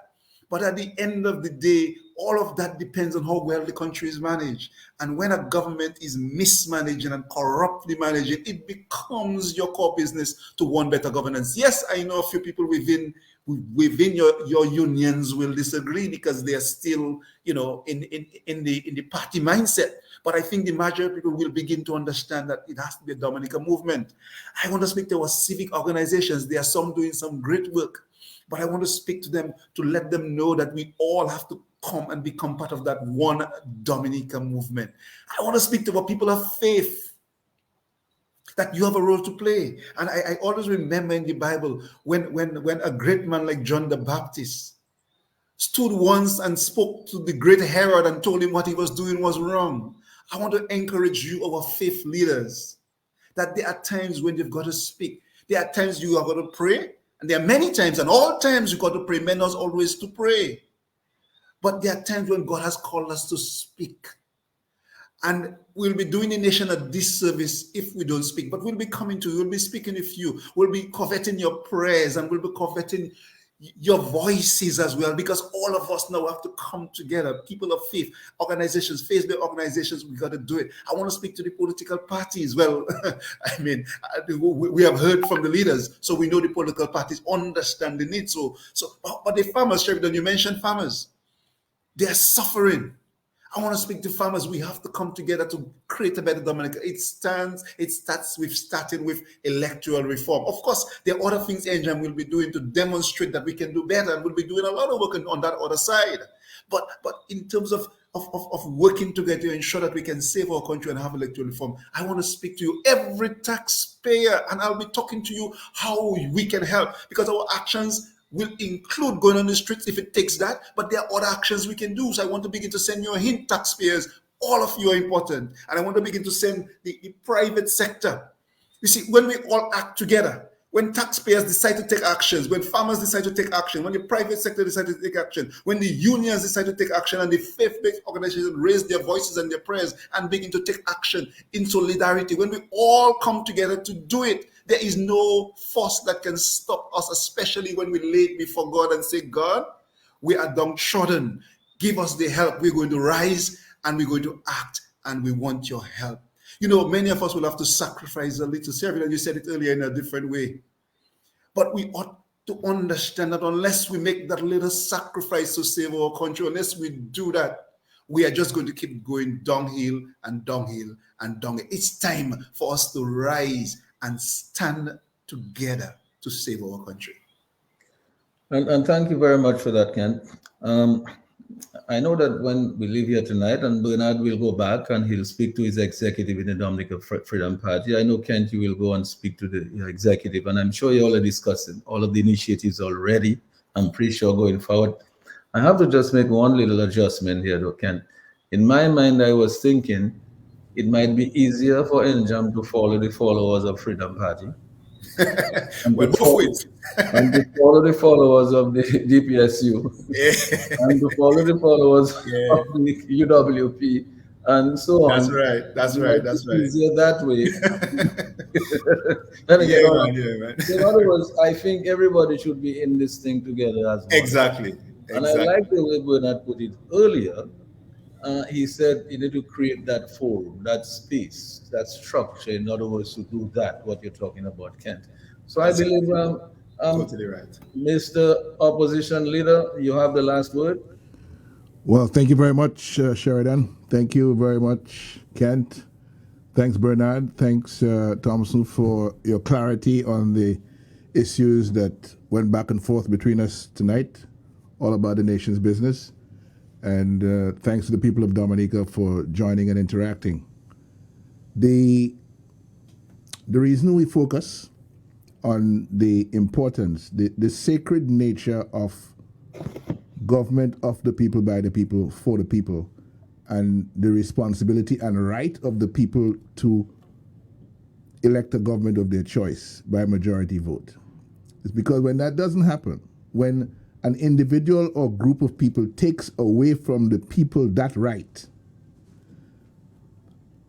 all that happens after that is what the people who have taken away the right from the people want to happen.